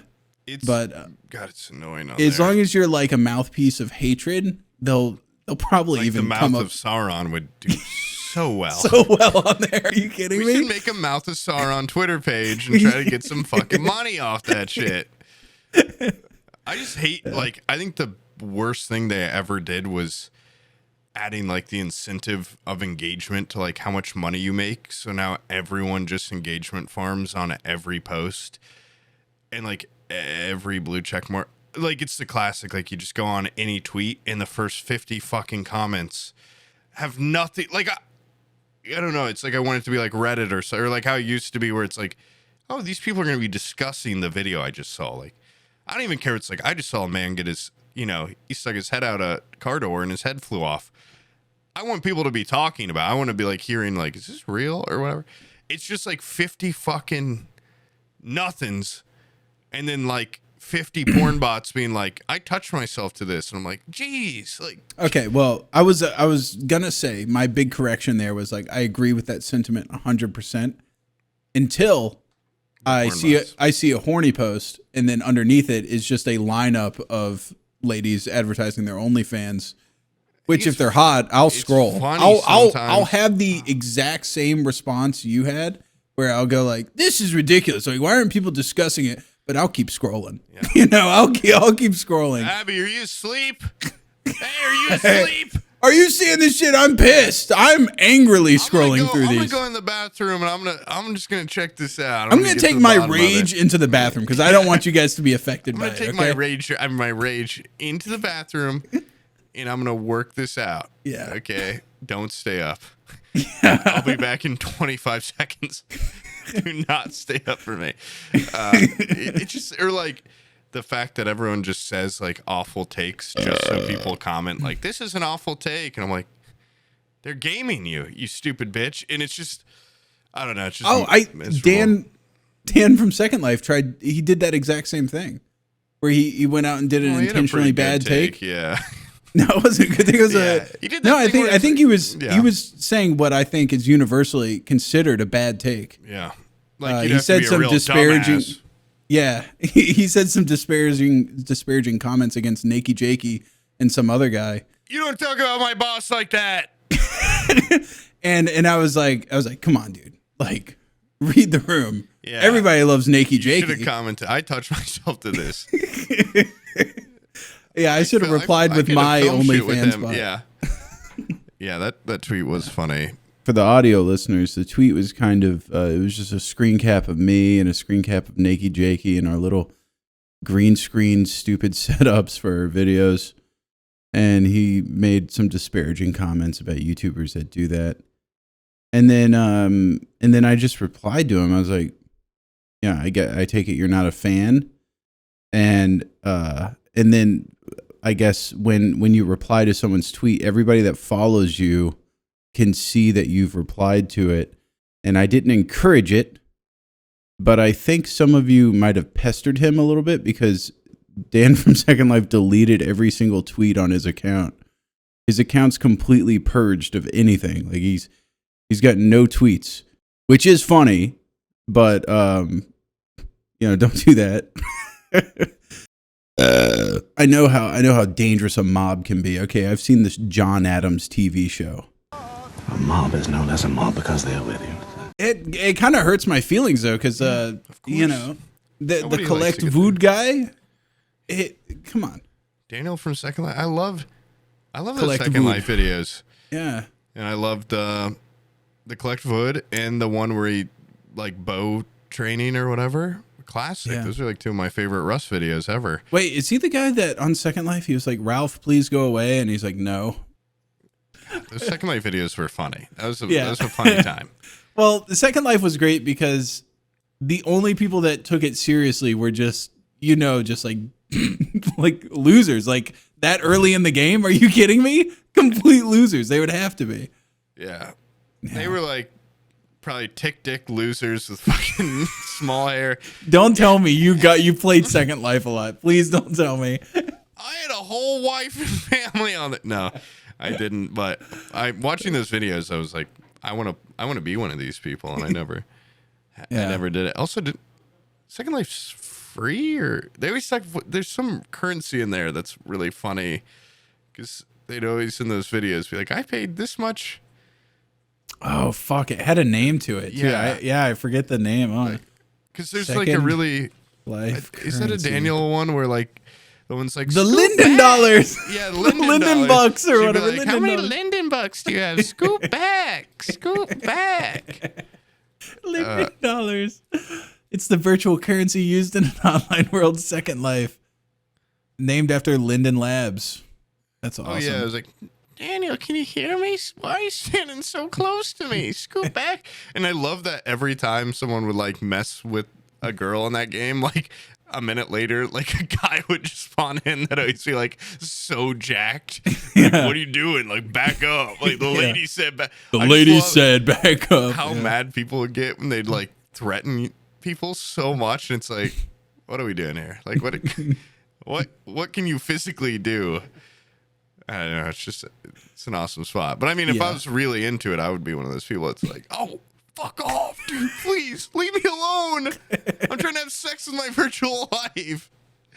It really doesn't matter like who you are, what position you are. When you start missionary. When you start trying to like white knight for a girl in a video game, like you've been gotten by somebody, like, because that's all this Ralph Pouton guy wants to do. He's just being annoying, trying to get a rise, not out of the woman, but out of any dude that's gonna be like, hey, stop messing with her like that. And then he goes, He said enough.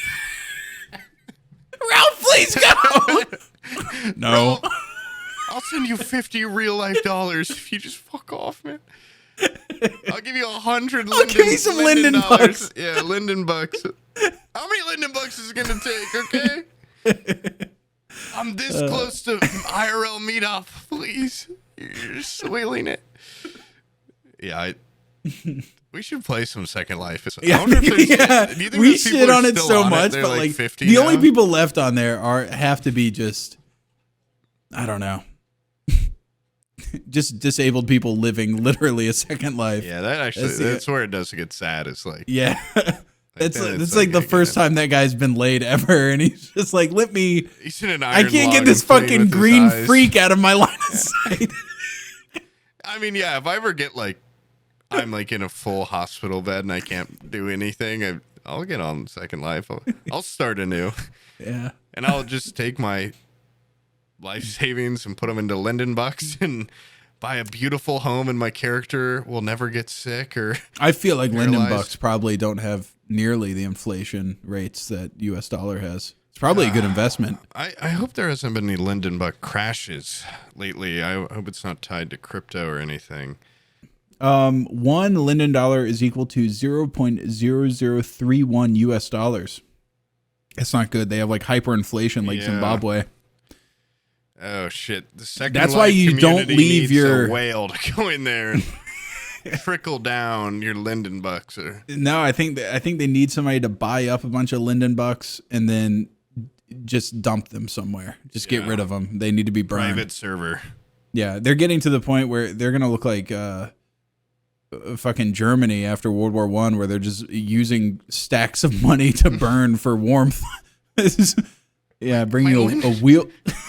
My Linden bucks. I'm building a house out of Linden bucks. I have to keep my computer warm. I gotta burn them. This is a sad exchange rate for Linden buck. I mean, you wouldn't want it to be close Wait, to is 1 to the 1. Linden dollar listed on the New York Stock Exchange? Are you sure the Linden dollar isn't like for an actual like European country? No, it or says something? it has the Second Life hand with an eye in it, and it says Second Life game USA updated 1 hour ago, New York, New York. Oh my god! I don't think it's listed on the stock exchange. It's just funny that it listed. Dump. Okay, guys, start putting your money into Linden dollars.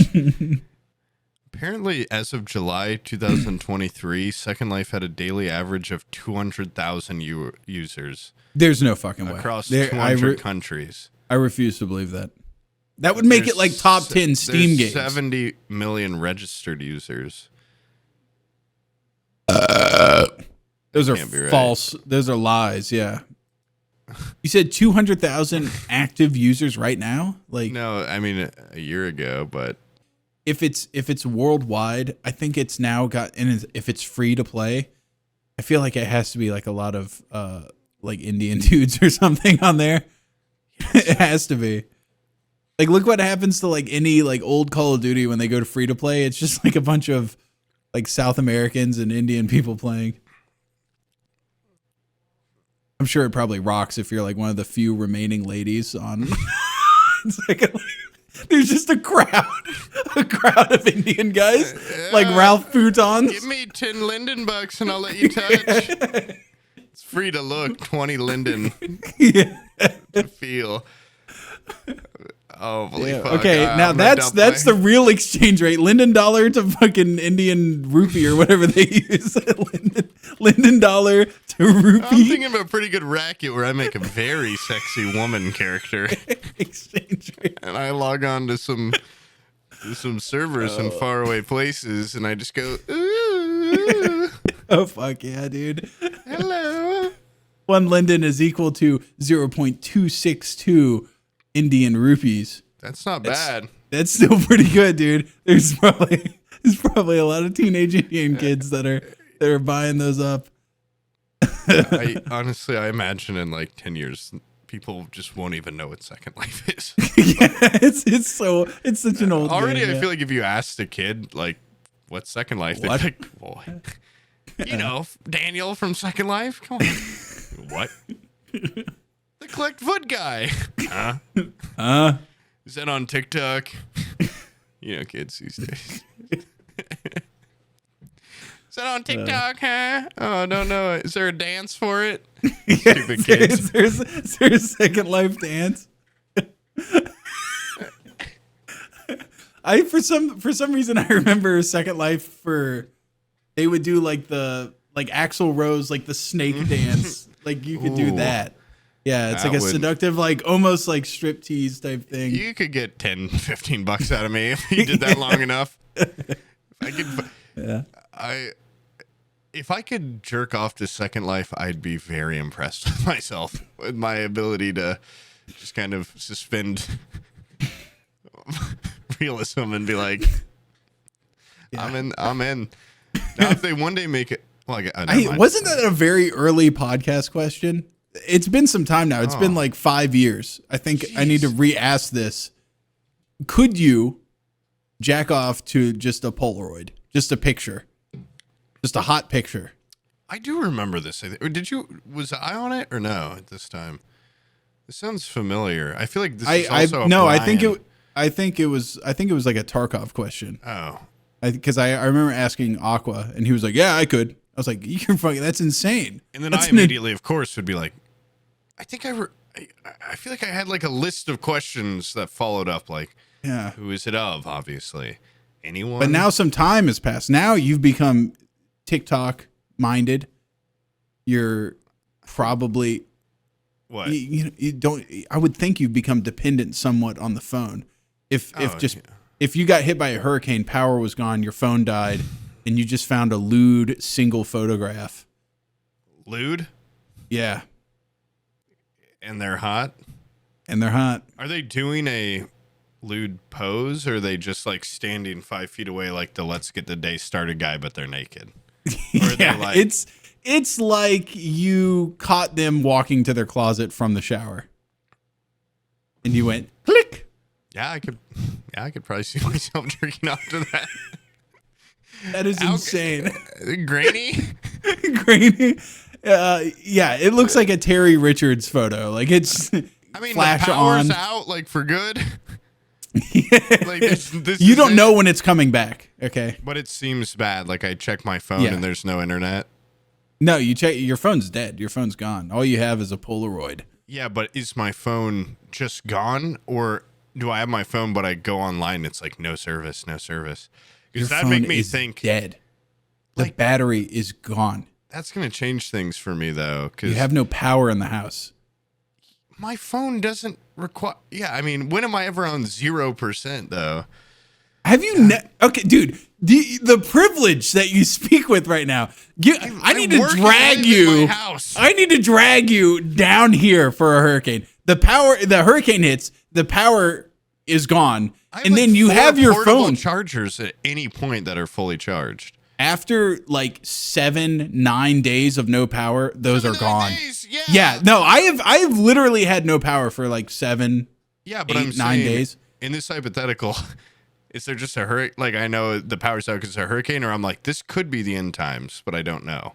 Because that's going to change a lot. Because I could wait 7 days and just be like, yeah, I'll get porn back one day. But if there's a chance, like I'm like, that's what I'm saying. I check my phone. It's like the internet's gone. Like there's no. Let me tell you the psyche of what happens here. You think that, and you go like, oh, I could be 7 days nothing. The problem is when your power goes out, then your phone dies, and then your battery backup, your power banks also get or whatever depleted with no AC, 100 degrees out. No, there's no sex happening. I don't even want to touch her when it's that hot. Survival would be my first thought. Okay, not when am I going to get my next nut? I'd be going, how much water do I have stockpiled? Oh, fuck. How much food do I have stockpiled? Oh, crap. I've got a big bag of dog food. How long is it going to take me to start eating into that? Okay. All right. 2 days? This is the hypothetical. You're in a position where you have plenty of clean water. You have a big bag of dog food. You don't know eating that right away. Okay. So you reach your hand in, you grab a little fucking handful of. It's kind of an aphrodisiac, which does change things also. But you don't know when your power is going to come back. Yeah. It could be tomorrow. It could be 4 days from now.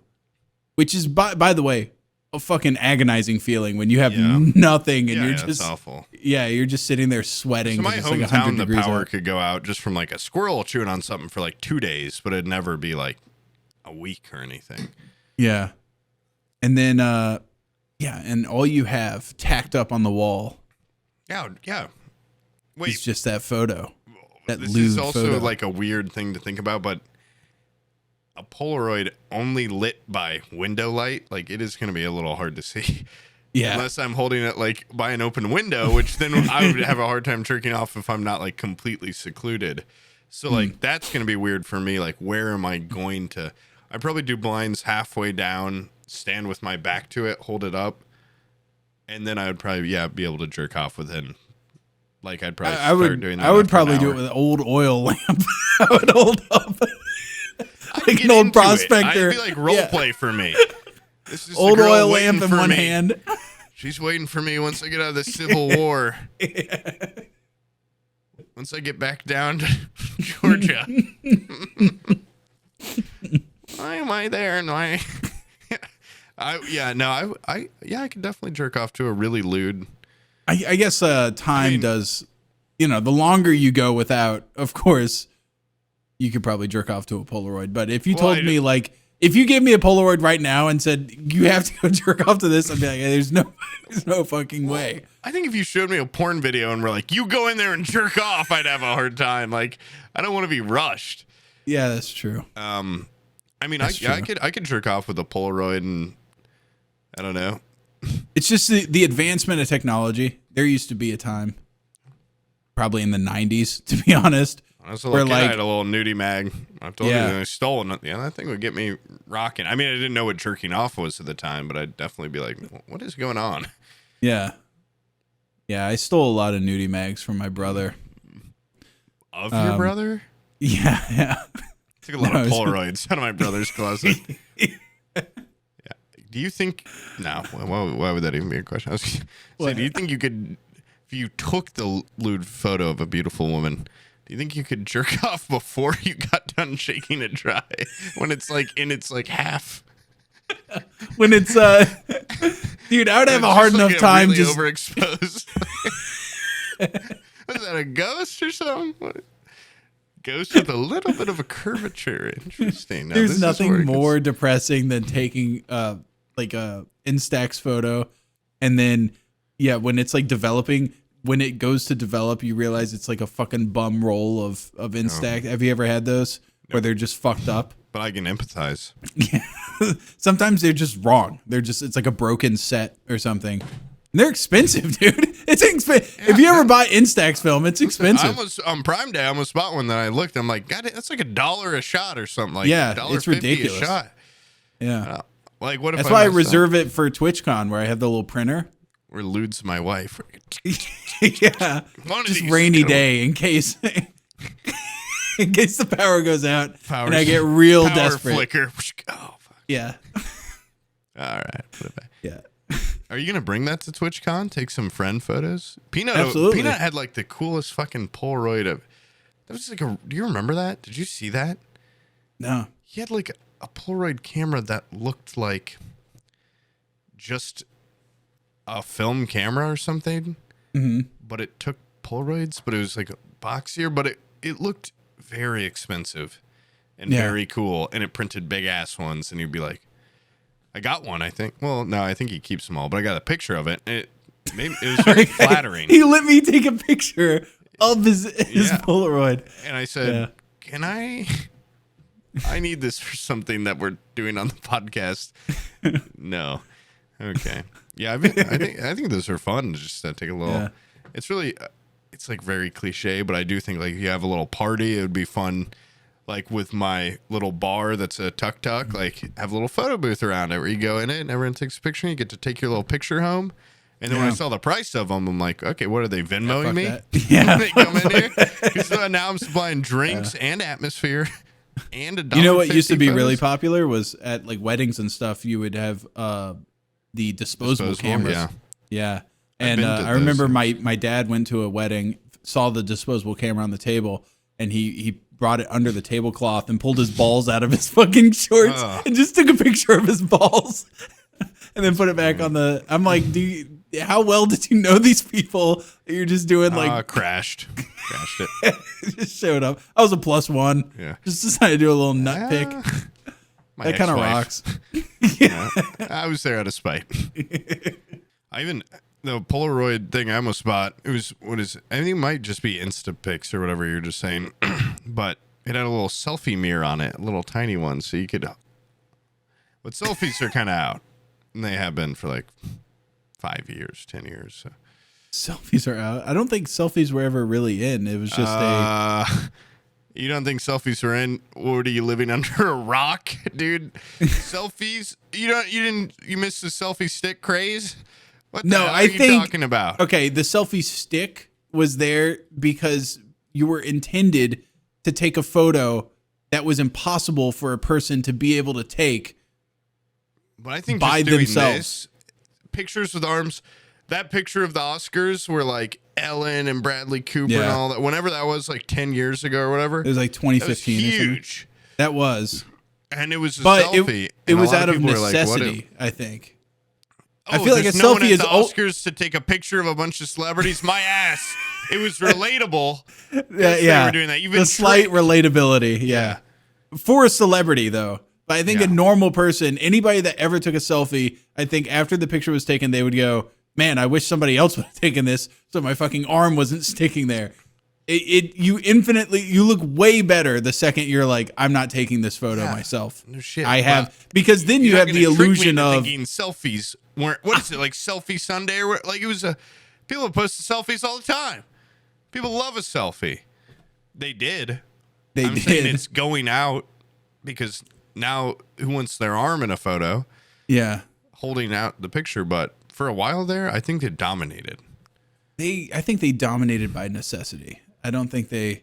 Now you throw it in 0.5 and you take an ironic selfie. That's what the kids are telling me. The kids I talk to and hang out with. Kids. What is it? Are selfies out or in? They're like, who are you? What's a selfie? Remember the Oscars or whatever? Remember Ellen and Bradley Cooper? When the older people die, maybe there'll be a decline at some point. But also a lot of people that are just my age are probably like, hey, I just want to watch TV. I was a TV guy. Like I remember, I'm always wrong.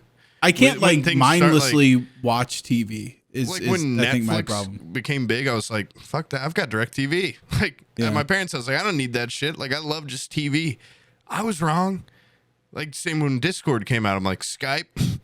This is all I need. Skype and TeamSpeak. I got my homies. I was so wrong. I didn't get Discord when it first came out. I was like, I don't understand.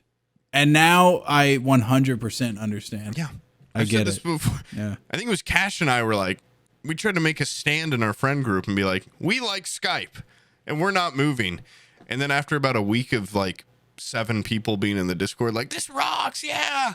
And we would just be like, we'd call each other and be like, what do you think? Discord sucks, right?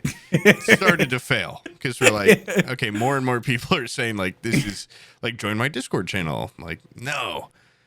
And then I also it's free. Get FOMO like why? Really bad. Yeah. Why? Because I have brand loyalty. Okay. My biggest rift I've done, and one of the most painful things I've done in my life was I actually had some very good friends on Xbox, and then we made the jump to PC. And having a gaming PC in like 2010, yeah, I mean you're way was like an investment. Did you have an Alienware or something? No, we had to build it. Like we sat there on Xbox like party chats. I remember building the PCs, and we built them, and then like it was like a solemn goodbye because there was like some dudes. This guy Eric that we talked to, this guy Matt that we talked to. That was not. They like were an just like accessible thing. I mean, still. Yeah, they were like, I'm not spending money on that, and I am also just like a guy that just wants to sit on his fucking couch and play some games at night. And we just kind of did like a fucking, oh, see you in another life, friend, and then we left, never to see them again. See you when I see you, and then you got on Steam, and you're like, holy shit, look at all the games. Yeah. I don't even remember what we were sad about. It was insane. Like I had so much fun, and then every once in a while, I'll hop on a game that you log into like your like Xbox account or whatever, and I'll see that Eric is still like last online 3 months ago, but he still gets on every now and then. Some of the best game friends I'll ever have in my life, I'll never see again because Xbox One was like the last time. It was like the final fucking dance, and 360. Like I still have people for that. I mean, it is awesome, you know how gaming can like bring people together and stuff. But like a lot of my friend group, like our favorite stories are just all involving guys that we just met on Xbox and know nothing really about, but just played Call of Duty with for like 2 months. And like, they're still like actively a part of our lore. Yeah. Like we still talk about them every once in a while and be like, I wonder what Darian's up to. Or like, what about Nate? Or at least people were like, oh, we spent a lot of time with them. And then we got PCs, yeah. And then it was just like, bye-bye. Or, one day they just logged off Xbox before we even moved. Never to be seen again, yeah. And yeah, it's last online 2 years ago. And you're like, what? Did they die? I wouldn't even know. Did they just grow up? I don't know. It's like that famous story of the guy that during the Arab Spring, he had a friend that he would play like TF2 with every day. And then on Steam messages, he messaged him. He's like, maybe no internet for a while. Maybe no home. I will see you in another life, friend. And it's apparently like lived in Syria or something like that. And the country just imploded on itself. And the guy was like, dude, I lost my gaming buddy. I have no idea where the fuck he was. Yeah. And I think it was like at the bottom of the story, it says like last online like 400 days ago. Yeah. But that's more sad than the fucking like shoes for sale, baby shoes, never worn. Yeah. Oh. Like, give me a break. What? Yeah, they're probably too small, or baby don't even like to wear shoes. But this is like harrowing. Yeah. Harrowing? Harrowing. Unless you're British, then it's harrowing. Yeah. I sometimes have a little British inflection. I mean, I've got a corgi. That's British. Yeah. I've got. Dude. Segue. Have you? Yeah. You have not played the Fallout London? No. Wait. Can I go pee and grab a beer and you talk about Fallout London for a second? Because that is the most disrespectful thing I've ever heard. Well, as if you don't want to. As if you don't want to hear about Fallout London. Already told me about Get the fuck out of here, dude! I'm gonna talk to these blue collar guys about Fallout London. They're gonna love it, guys. For the homies, for the guy driving his forklift right now, forklift certified, rolling around the warehouse, or long distance truckers, whoever's listening right now. When you guys get home and you're done plowing your wife and you put the kids to bed, go download Fallout London. It's an overhaul mod pack for Fallout 4. And Fallout 4 is kind of a stinker, not a great game. But Fallout London is an excellent game.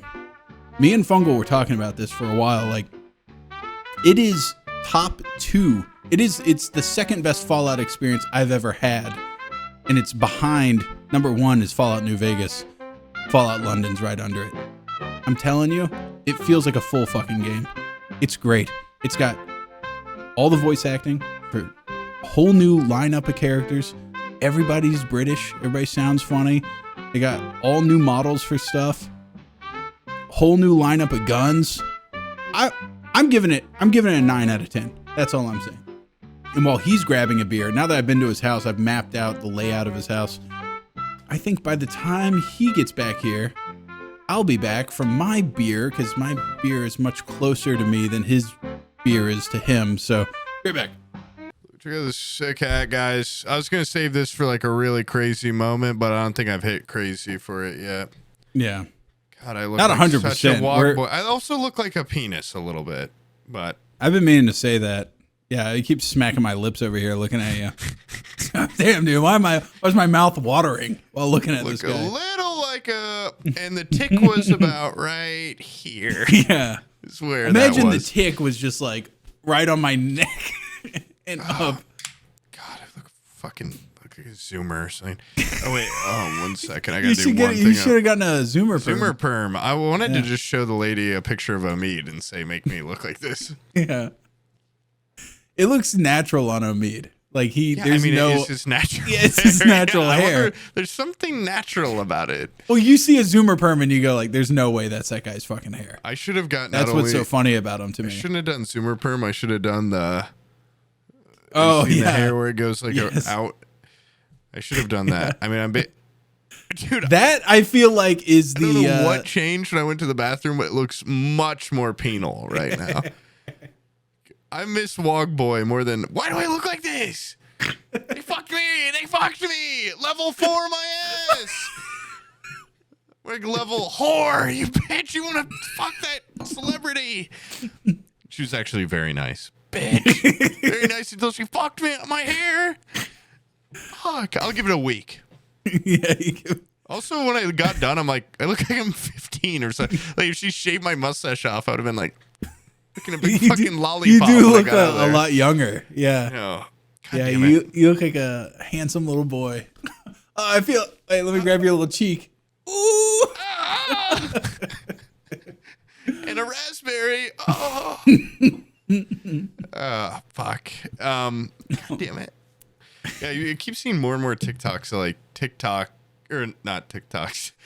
they are TikToks, but they're podcast groups where, of course, they have like a lavish set. But then there's, a lot of them just have a dedicated computer guy. Like, that's just more and more of a thing. Or computer gal. And they just. That's not like, more and more of a thing. I think that's historically just been how podcasts are. You have a producer on site. We just suck. Well, I've also seen this thing where they've got topics and they have guests and they have. Oh, that's atypical. I don't think anybody does that. That's when we've done. They're really going above and the beyond. Curve. Yeah. But you know what Stalltt did before he worked on this podcast? He worked on another podcast where he was a producer. He was their Really? Jamie. Yeah, and he would. That's cool, Lore. Yeah. That's cool, Stalltt. I didn't know. You never talk about yourself on these. And he would just like pull up stuff and mess with their little mic levels and shit and go, "You're being too loud. Don't do that." Isn't it crazy that Stalltt knows like so much about us? I mean, I know a decent amount about you, Stalltt, but not really equal. I guess I also just kind of talk too much about things that some would deem private. Yeah. But that's my job. So what do you? Well, it's 11. What can you do? No, Stallt's like Brian in a way where he's very secretive. Yeah, and they both, where they really differ is Stalltt gives a great hug. Mm-hmm. He hugs like my Brian uncle. looks like you're hugging a stray cat. Yeah, Brian, and it's fighting for its life. Hugging it's like there's no, it's all you are hugging him. Yeah, there's no hug it's back. It's like hugging an eel or something. He's trying to like slither away from you. And Stalltt is like hugging a Venus flytrap that pulls you in. Yeah. And I don't know if it was just me, like but Stalltt, they grab the butt cheeks and they spread them. Just like my uncle Stalltt. Just like Stalltt fingered me a little bit on our first hug. I said, "Hey, that's how you know we're fast friends." Hey, you know, it's a late.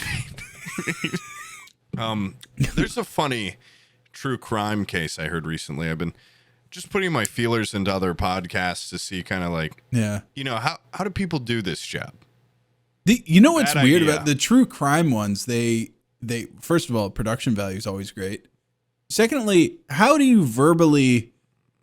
They're able to like convey suspense and stuff so well. Yeah, well, they always have those violins that are like, yeah, and you're like, I feel like if I get too serious like that, it's I feel uncomfortable. Yeah, we're not serious people, so we don't. We wouldn't be good at it. But they always have like a very good voice for talking about true crime. The one I listen to, and like they bring in experts, they bring in reporters and stuff from the case, and it's really cool. But I heard one, it's called the Black Swan case. Don't look it up. I mean, I think the lady was just found guilty of manslaughter. But I was with someone that likes true crime. Okay. And they're listening to the podcast. And I was like, I'll check this out as research. Yeah. You know, I do a podcast sometimes. And they were like, this is really sad because this woman shot her husband. It was very complicated because it was self-defense, but he was shot in the back like a couple times, I think. And there is a part in it that is so funny to me because they said, then she switches to like, well, it's self-defense because like technically he didn't attack me yet, but I think he hit her once and he had never hit her before. So like also kind of people are like, that's a weird escalation to go from like never physical and like this many years of marriage to like one hit to he told her like, you're finished. And he chased her into the bedroom, which is like, that's just a big amp up. I mean, I'm not saying it can't happen. Everyone's had a bad day. Mm-hmm. Everyone's had a couple beers and had a bad day. But she says, and even the person talking was like, okay, this is where it gets a little interesting because she claims he walked into the room and started like doing karate moves. And that's like the way she described it. Like he was displaying martial arts moves, but he's like, you're finished. Like, and then that scared her so much that she shot him. And the in the back. Yeah, the judge or prosecutor, someone was like, "Can you get out of the box and show us these moves?" And she's like, well, I guess it was a little like, huh. And it's like so ridiculous out of nowhere. Also, just the idea of like going to kill your wife and being like, huh, huh, I get this. I get walking into the room levitating. Okay. I even get this one levitating like that. I get doing this. I don't get being like, I mean, it's so like Mac from Sunny in Philadelphia. But that she was so scared of like him approaching with like increasingly aggressive karate moves. Yeah. Also, they got to look like, was this guy even in karate class or are those freestyle? Because like that's a big part. Like if he's like, did they black research belt, that? Was he? They in didn't mention like they didn't say like this guy's a black belt. By the way, he has no martial arts. That's a To my shitty knowledge- podcast. If they didn't even well, do to some my deep dive knowledge, on the that. guy isn't even into karate, which struck me right away. Like, Okay. this guy for the first time ever is just like, and this is how I'm gonna kill you. Well, that actually actually is in favor of the wife here because I feel like the first thing that they tell you in martial arts is don't turn your back to the person you're about to kill. So if he had a martial arts, he never would have gotten shot in the back. Well, I'm hoping it's like a Zoolander ending where he's like flipping at her and like, and then right when he's about to snap her neck, he goes, nah. And then he goes back to walking away, and then she fucking blasted him in the back. But even they were like, so you shot him, and then what happened? She's like, well, he fell backwards. And they're like, how high did his feet go in the air? She's like, I don't remember. They go, did they go over his head? Like, what do you... Like you shoot him and he like, whoa, like what? Banana peels. Yeah. Banana peel balls. Like they were basically getting. Like at, he was like, in the did middle he- of did doing he a do, Mortal like, Kombat bicycle kick, and then I shot him.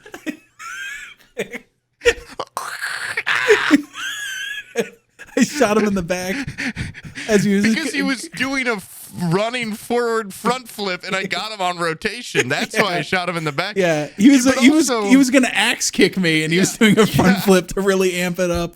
Imagine being that woman and like that actually happened, and just having to be like, I swear to God, he was like Matrix Guys. running on the wall.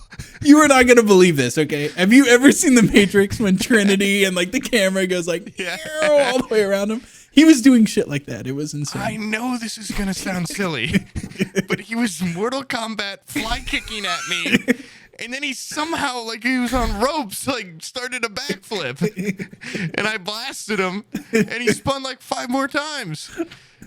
Yeah, but like she was, they were like, nah, we're not buying it. But, Yeah. I mean, but of manslaughter, which is, I mean.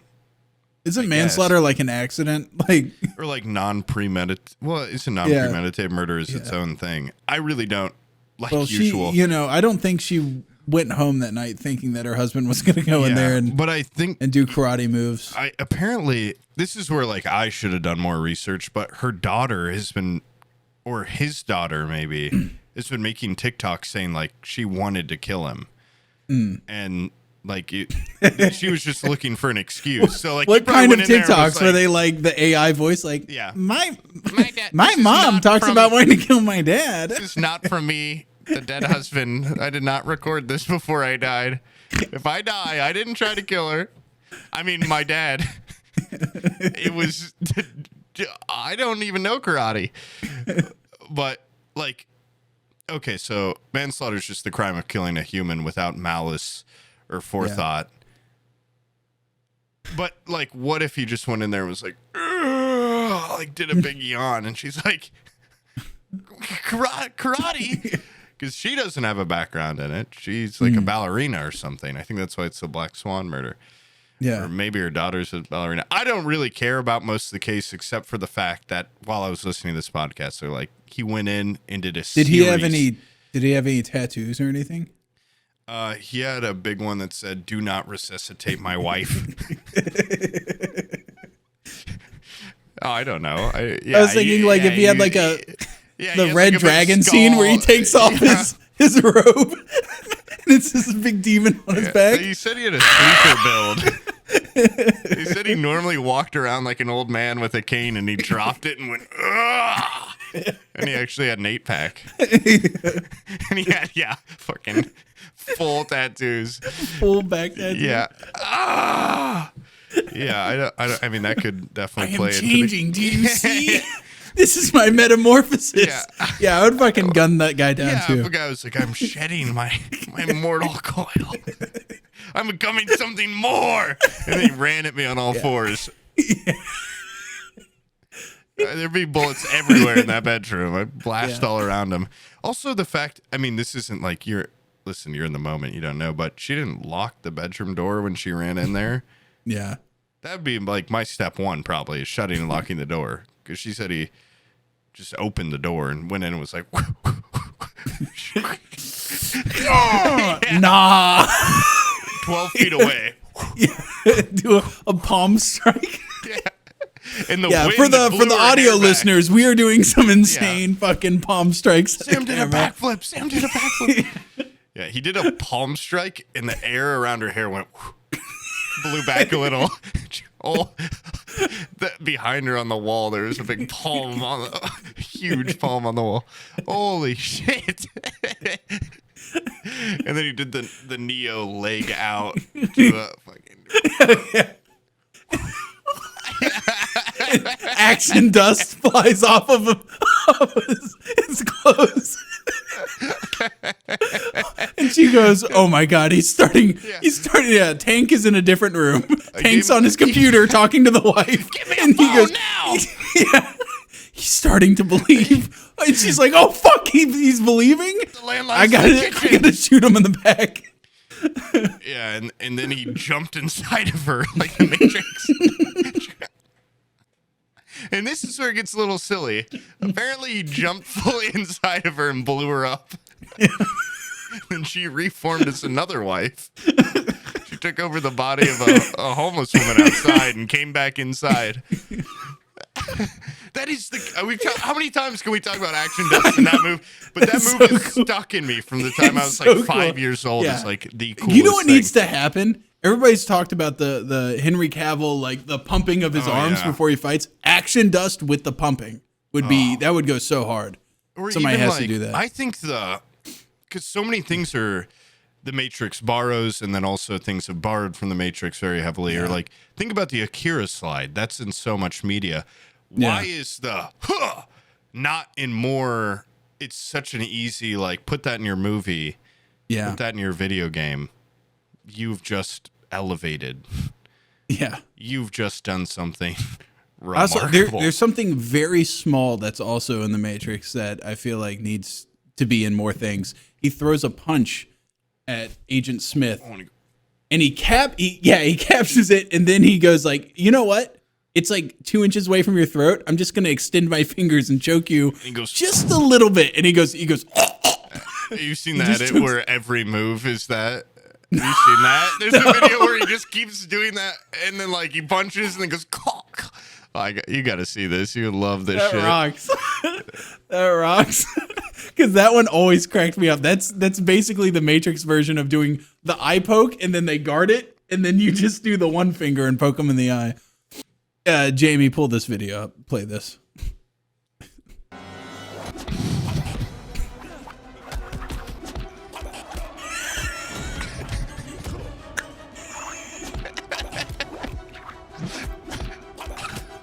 The music.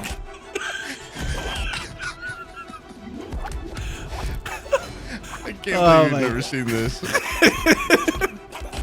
Dude, this is verbatim what was in that true crime podcast, right? Yeah. This is a choreograph of the guy fighting his wife. Yeah, she had really bad bruises around her neck, and they're like, "Did he choke you?" Not exactly. This is gonna sound silly, but I kept catching his arm. And then he'd extend his fingers into my Adam's apple. 100 of them, it will leave a bruise. It will start to bruise after about throat touch, like 50. Yeah, and then he threw me in front of a subway and said, "This is the end. You're finished." And I did a backflip. This is that fight scene with or without the throat chops after every hit is just so incredible. Oh no, I listen to a lot of these Tarantino podcasts of what he feels like the audience like being with the audience during a premiere of a movie and like the vibe of the audience during a movie. The vibe I get when he's supposed to run for the phone when it's ringing and he stops and goes like, nah, I'm going to fight this fucking guy. That is like one of the best like hero moments in a movie. And I'm like, oh, that's badass. And then he enters Agent Smith after that. Yeah. And then I love the other two were like, just run out of there. Yeah. They're like, holy fuck that shit. Like, yeah. Not only did he stop all those bullets, but he jumped in our friend.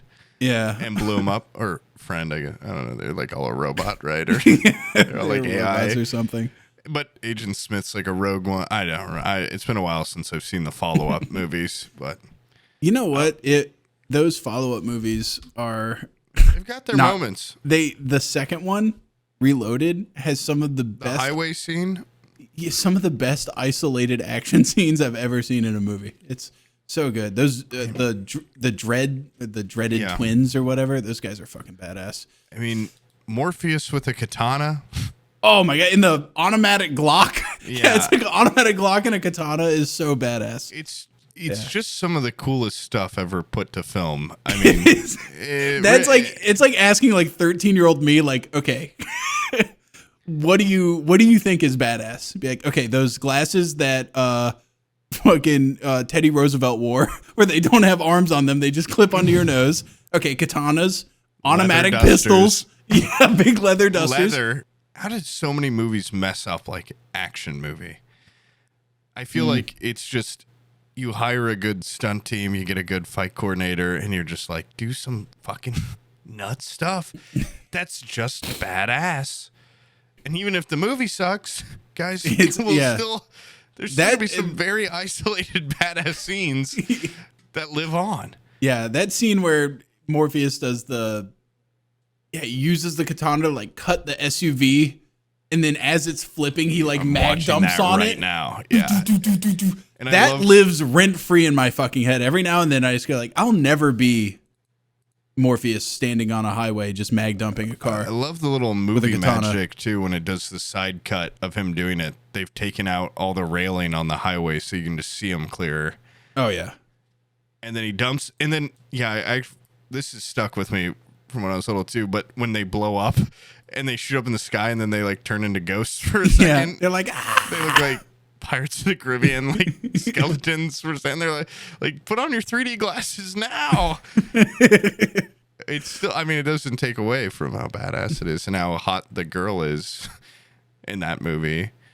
And do you think there's even one scene in the Borderlands movie that has a tenth of the style of Morpheus side rolling that car and katana swiping through it into a mag dump? I feel like a bad movie with good action sequences at least starts with some love making. Oh, you gotta have the sex scene in there. It's gotta at least have full penetration, and then you get into the. It starts with the love of the craft. And I feel like the Borderlands movie was a top-down decision where they were like, this is an IP that we can get for cheap. We can get Kevin Hart. We can get this lady, Cate Blanchett. We can get these people. And we throw $200 million at it. It's like every fucking movie recently. It's just like, ensemble cast. Yeah. And then get a fucking any IP that nerd might go to a theater, but I feel like it keeps not working. I don't know why it keeps being a thing. Because the top-down people don't realize that you need to actually have some interest in the fucking... like, it's like they didn't even play. Yeah, they didn't, like, play the game or know anything about the game. Yeah. You let me make a Halo 1 movie, okay? It's probably going to suck. It's going to have some very awesome moments, though. Yeah. And it would probably just be the game. It would probably just be a short version of the game. I haven't talked about this in this episode. No, I think I was talking about it on Discord earlier. Why the fuck is every movie... Why does it have to be that big? They always just... They're like... I don't know. It's a Borderlands movie. The appeal is not going to be that wide. I don't care how many people you get in it that are like A-list actors. you can't throw that much money at it and it be successful. You know, you're not going to get like I think that's been a I problem feel like for a while in the film industry. Just they just want like $700 million returns, probably because or like more. the new Star Wars and like the Marvel movies and stuff, they've been like, that made $1 billion, but it's like, We look want to at make $1 billion. Avatar. Yeah, but I feel like if you spread it, there's a lot less risk if you go like, instead of making one movie that's $1 gazillion, why don't we Yeah. make 6 movies that are worth a lot less? Why don't we try to make 10 Buffalo 66s Yes. instead But I of was thinking- one Avengers? Like, how much money did like the Book of Eli cost? Because they had Janie's Denzel. looking it up right now. They had Denzel. They had Gary Oldman. Good actors, but the story. Basically, they had like the set of the saloon in that little gold rush town, and the rest of it was just out in the middle of the fucking desert. It couldn't have been that expensive to make. It couldn't have been. 80 million. Ooh. 80 million? And Okay, it made 157 million. Okay. I feel like you could probably, I mean, that's make- still a return. yeah. It's definitely a more grounded story, but I feel like if you're going to make a Borderlands movie, it should be don't try to go so big, so epic. When did making, I know it's obviously a lot more than that, but like when did it stop being a big deal to make 20 million, you know? Yeah. Come on. I mean, how much Like, for example, that Robert Pattinson movie where, like, the new Batman movie that he made, it's not new now. But yeah. if I was to, like, make any entry into a series, I would make that scale where it's really stripped down, it's bare bones. I feel like that probably wasn't an expensive movie to make. Yeah. I mean, I don't think any movie, Hot Rod costs 25 million to make. No Yeah. movie should take more than that, even though it did flop. Yes, Not it their did. fault. It's a great movie, and I don't understand the reviews of that movie. I'll never understand people taking a dump on that movie. But 25 million? You got everything you need in a movie? Really? Yeah. Holy shit! What? I'm sorry. The Batman was produced on a $200 million budget. What? What? That is I mean, insane. that doesn't that movie- shock me. That movie looked good, but it looked very minimal, if that makes sense. Like, it was very stripped down.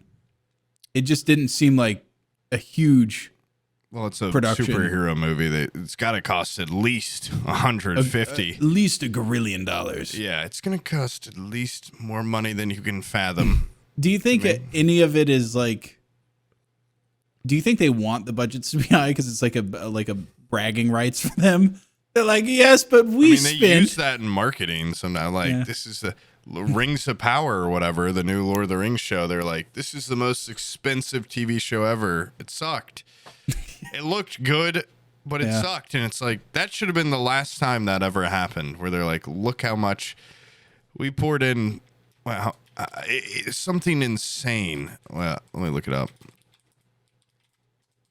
It will shock you. 100 to 150 million per season. Ooh. Was the expected, and over the course of several seasons predicted to cost more than $1 billion.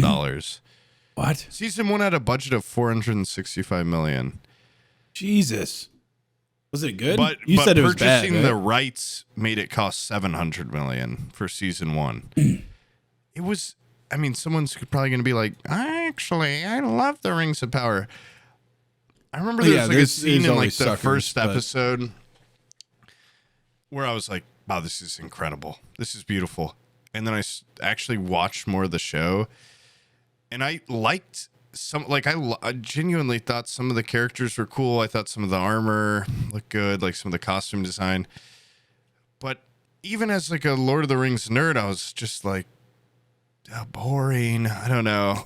But, like, I just couldn't finish it, which was weird, because even before it came out, I'm like, when the first reviews came out, I'm like, I probably won't love it, but I'll watch it all the way through.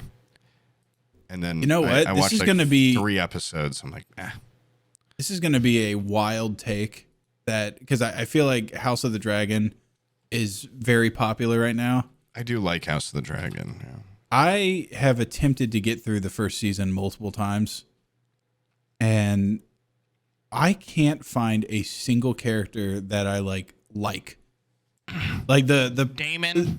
the production I is like all the king there. in the first season because But- he's in Shaun of the Dead, right? Or no, Yeah. he's in Hot Fuzz. Yeah, he's in Hot Fuzz, that guy. But it's I feel like episode 1 of Game of Thrones, there was like 5 characters where I was like, these guys rock. Like you even like Jamie. You're like, Jamie looks like Prince Charming. You just threw a kid out a window. Like there was just a lot of cool characters. Oh, and Ned. And then House of the Dragon, I was like, I don't fucking care about any of these guys at all. It looks good. I've even read the source material and I'm still like snore fest for no reason. If you guys haven't seen the show Dark on Netflix, incredible. Just look that up. Budget season 1, $20 million. That's all you need. Yeah. I mean, there's not a lot of like action and CGI or anything in that show, but that show fucking ruled. If you have good writing, you don't need it. Yeah. Yeah. I don't know if this is like I don't feel like it's a superpower. It seems like it's a very rational thing, but I can watch a movie trailer and tell right off the bat if the movie's going to suck. And I feel like there's a lot of people that watch a movie trailer and they go see the movie and go like, that movie sucks. Like, I'm surprised. The trailer seemed like it was going to be Sometimes so you can good. get duped, okay? Sometimes you can genuinely get duped. Those the are game like Brink. Okay, Wha- you can get okay. tricked. Those are like a 1 in a million. By the way, the game Brink looked like it was going to rock. Okay. Yeah, it looked like it I was going so to fucking excited. rock. I watched so many gameplay videos with the wall running and shit. I was like, this is the future. This game is 100% the future. 10 years later, we're still playing fucking Counter-Strike. And Shroud, biggest streamer ever, Shroud is coming out with a new game. Looks like They're all dog coming shit. out with some new game Yeah. that's got 15 titles in it. Wait, hold on. Whatever. Spectre Divide is the name of Shrouds, Spectre and it's Divide, like Arena it's Breakout basically Infinite. Valorant, but with Why there's like so cell many new shading. FPSs coming out, which is like not a bad thing, but also like they're not all gonna. A lot of them I feel like are just gonna be around for a month. Like Splitgate, even though I love that game, wish I would have stayed longer. I'm hoping Splitgate 2, guys, will really get people excited. This one's gonna break through. I don't know why the Splitgate first 2. one didn't though. It was free, and it was awesome. Or maybe it I was have like $5 I have a laundry when I bought list it. of games that are awesome that just never made it for no reason. Well, it sucks too when you're Yeah, it actually sucks. the rare case where you're good at a game and then no one wants to play it with you. Or passionate about a game, Yeah. and it's like, and people go like, "What?" Yeah, what? This game sucks. I'm gonna play League of Legends forever. Okay, friends, fuck you. God. That's why, honestly, that's why I love Clean, because I was like, we were just talking about Exanima. Like, I never talk about video games in person, really. He was just like, you also like Exanima? I was like, holy shit, like another soul that loves that talked game? to Cash about that for a while. He fucking loves that game. Dude, that game fucking rules. I That still game rules. I haven't started it. I should at some point. I've been jonesing for a new game. I've been playing Death Stranding lately. Yeah. It's so confused and it's so divisive on like I saw before I started playing it, like people were either like this is my favorite game of all time, or like this fucking sucks. I think I'm starting to like every time someone on stream's like, are you having fun or are you just bored? I'm like, I don't know. I really don't know, but I think it's so overstimulating in its UI. And the amount of times just some guy with the dumbest name you ever heard calls you every fucking 10 seconds. And it's like, hello. It is nice for us. The main character's name's Sam. So everyone just says, oh, Sam, you're so awesome. Screenshot. I could use that for something. Clip that. But it's like, and then the gameplay is kind of like understimulated. I'm like perfectly just baseline stimulated from it. And the parts where you're just walking and delivering packages, I genuinely am starting to really like not even it's just calming, but I'm like, the world's pretty and it looks really good, and I just walk and I just I gotta keep my packages in the right order. It's like hitting a perfect little spot of like, I think I do like it, but it's also weird that I can't tell right away. Like, I think it's a slog at the beginning. Yeah.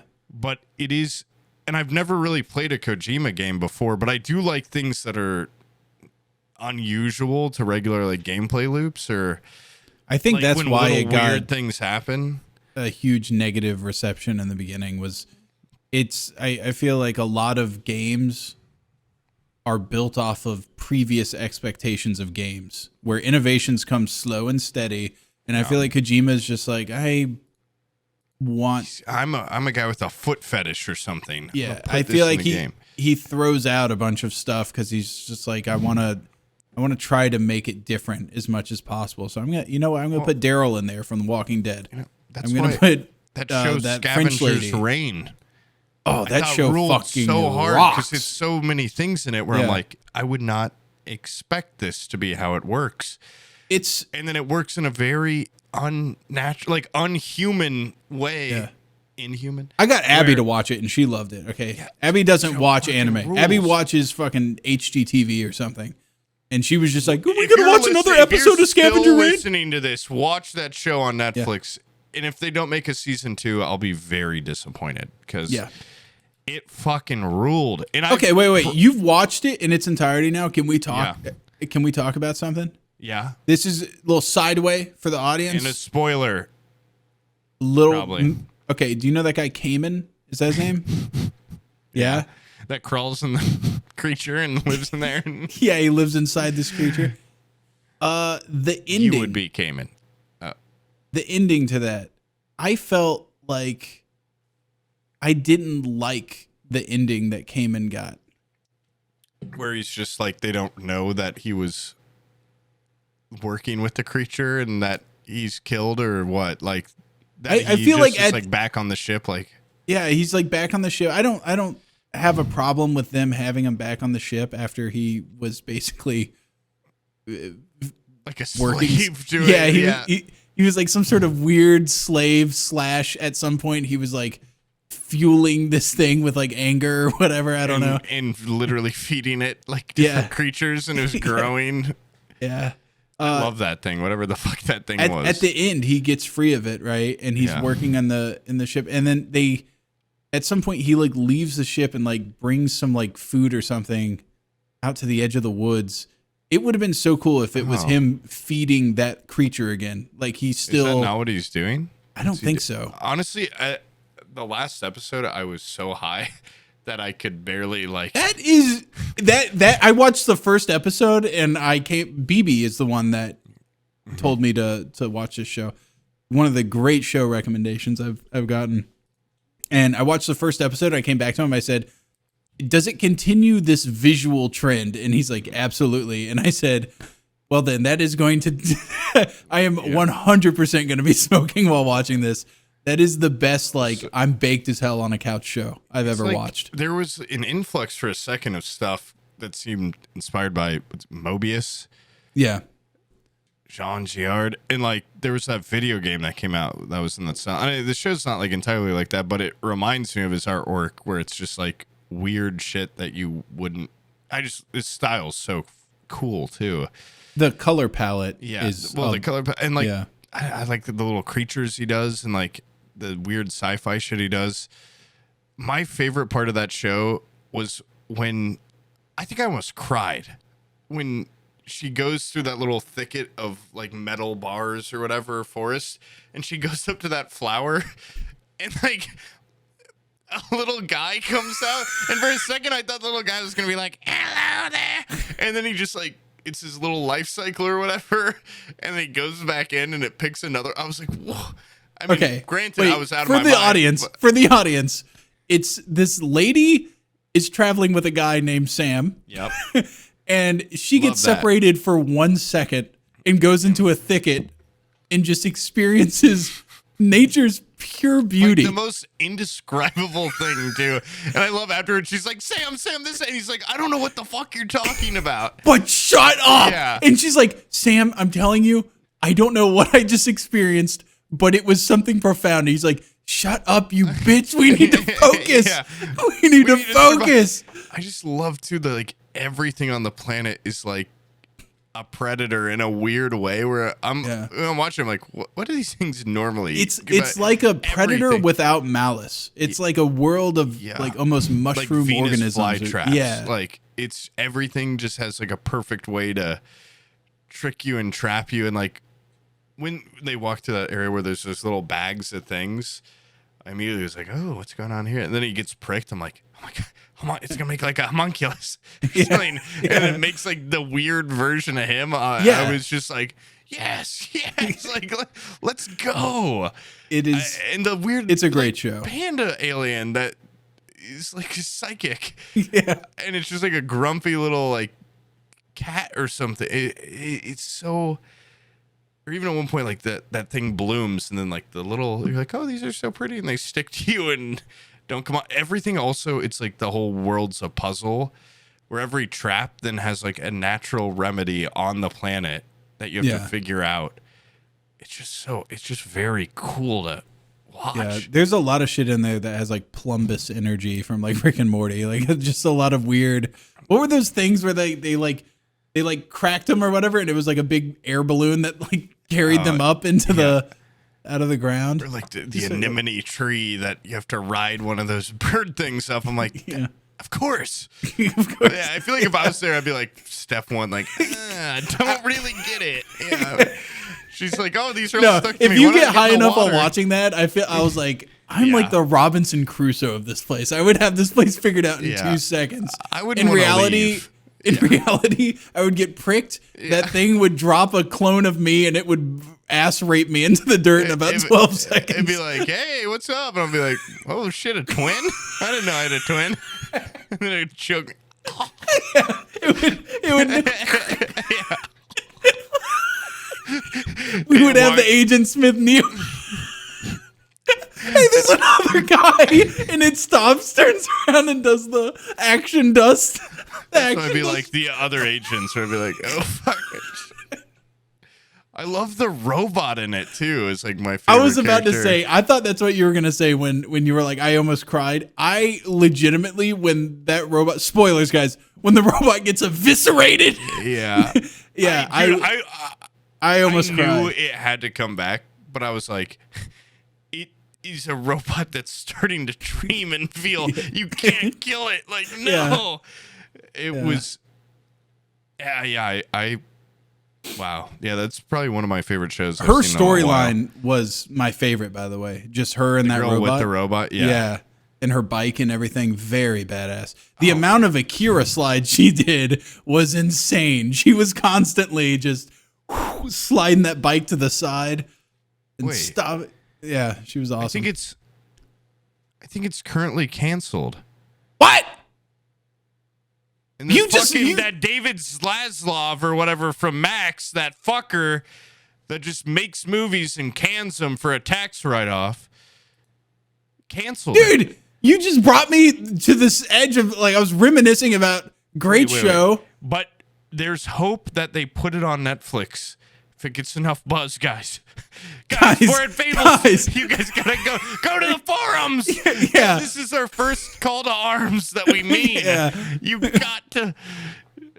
I think in the past I've riled up some people over Mindhunter getting canceled. Fuck that.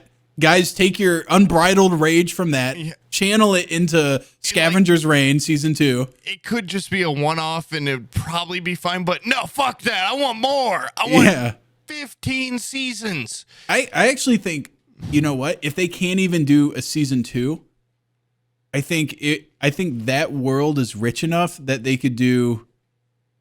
Have you ever seen Firefly and then Serenity? Yeah. Don't get me started on things canceled too early and then bring up Firefly. Okay. Yeah. I watched well, if they did Season 1 of Scavenger's Reign, like, no. and then they did a movie of Scavenger's Serenity. Reign. Yeah, called Serenity 2, and it has Nathan Fillion in it. Don't kill Alan Tudyk or whatever, Turdyk. Yeah. Oh, God, I need to rewatch that show. I love that show when I was a kid. Yeah. So, wasn't it made by like a sex pest or something? Whatever, Josh. What's his name? Josh Whedon? I just know him as Josh. Yeah, we actually J-Man? I actually know someone that's related to him. Joss Really? Whedon. Oh my God. This first picture that pops up for Joss Whedon, he looks like Sasquatch. He looks insane. He looks like Jack Link Sasquatch. Yeah, he had some banger shows. But yeah, I think he's like a monster. Dude, you show that if you're a woman in a bar and then you look over and that's making eye contact with you, a fight or flight response is definitely comes into play. If I was his wife and he just walked in the bedroom, I'd gun him down. Oh my! Like, look at him. Yeah. Anyways, we should wrap this one up. Yeah. Because there's probably about a good hour and a half in here somewhere. No, in this. dude, there's probably a good 3.5 hours. Also, you have to keep in mind. Yeah. All these people will just be mad if it's not as long as it can be. Which is, there's a weird, it's a mix of people that listen to it. People at their job want it to be as long as possible to fill more time. People that are fucking just walking around their house want it to be shorter. I think we had a pretty good one. That means the comments are gonna make me go into hiding. I hate you. I hate you. I think it was pretty good. I mean, after the last one, I kind of just felt like, jeez. But this one, I feel better. I feel a lot better. I think we hit a stride, and then it was funny for like an hour straight. Yeah, I mean, it's not gonna be funny the whole time, but it'll be a podcast.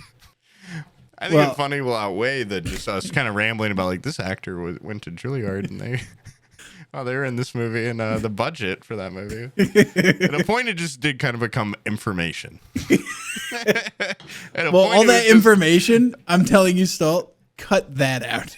Honestly, Stalltt, I think you keep it in and then fill in more information of your own and get us to 4.5 hours.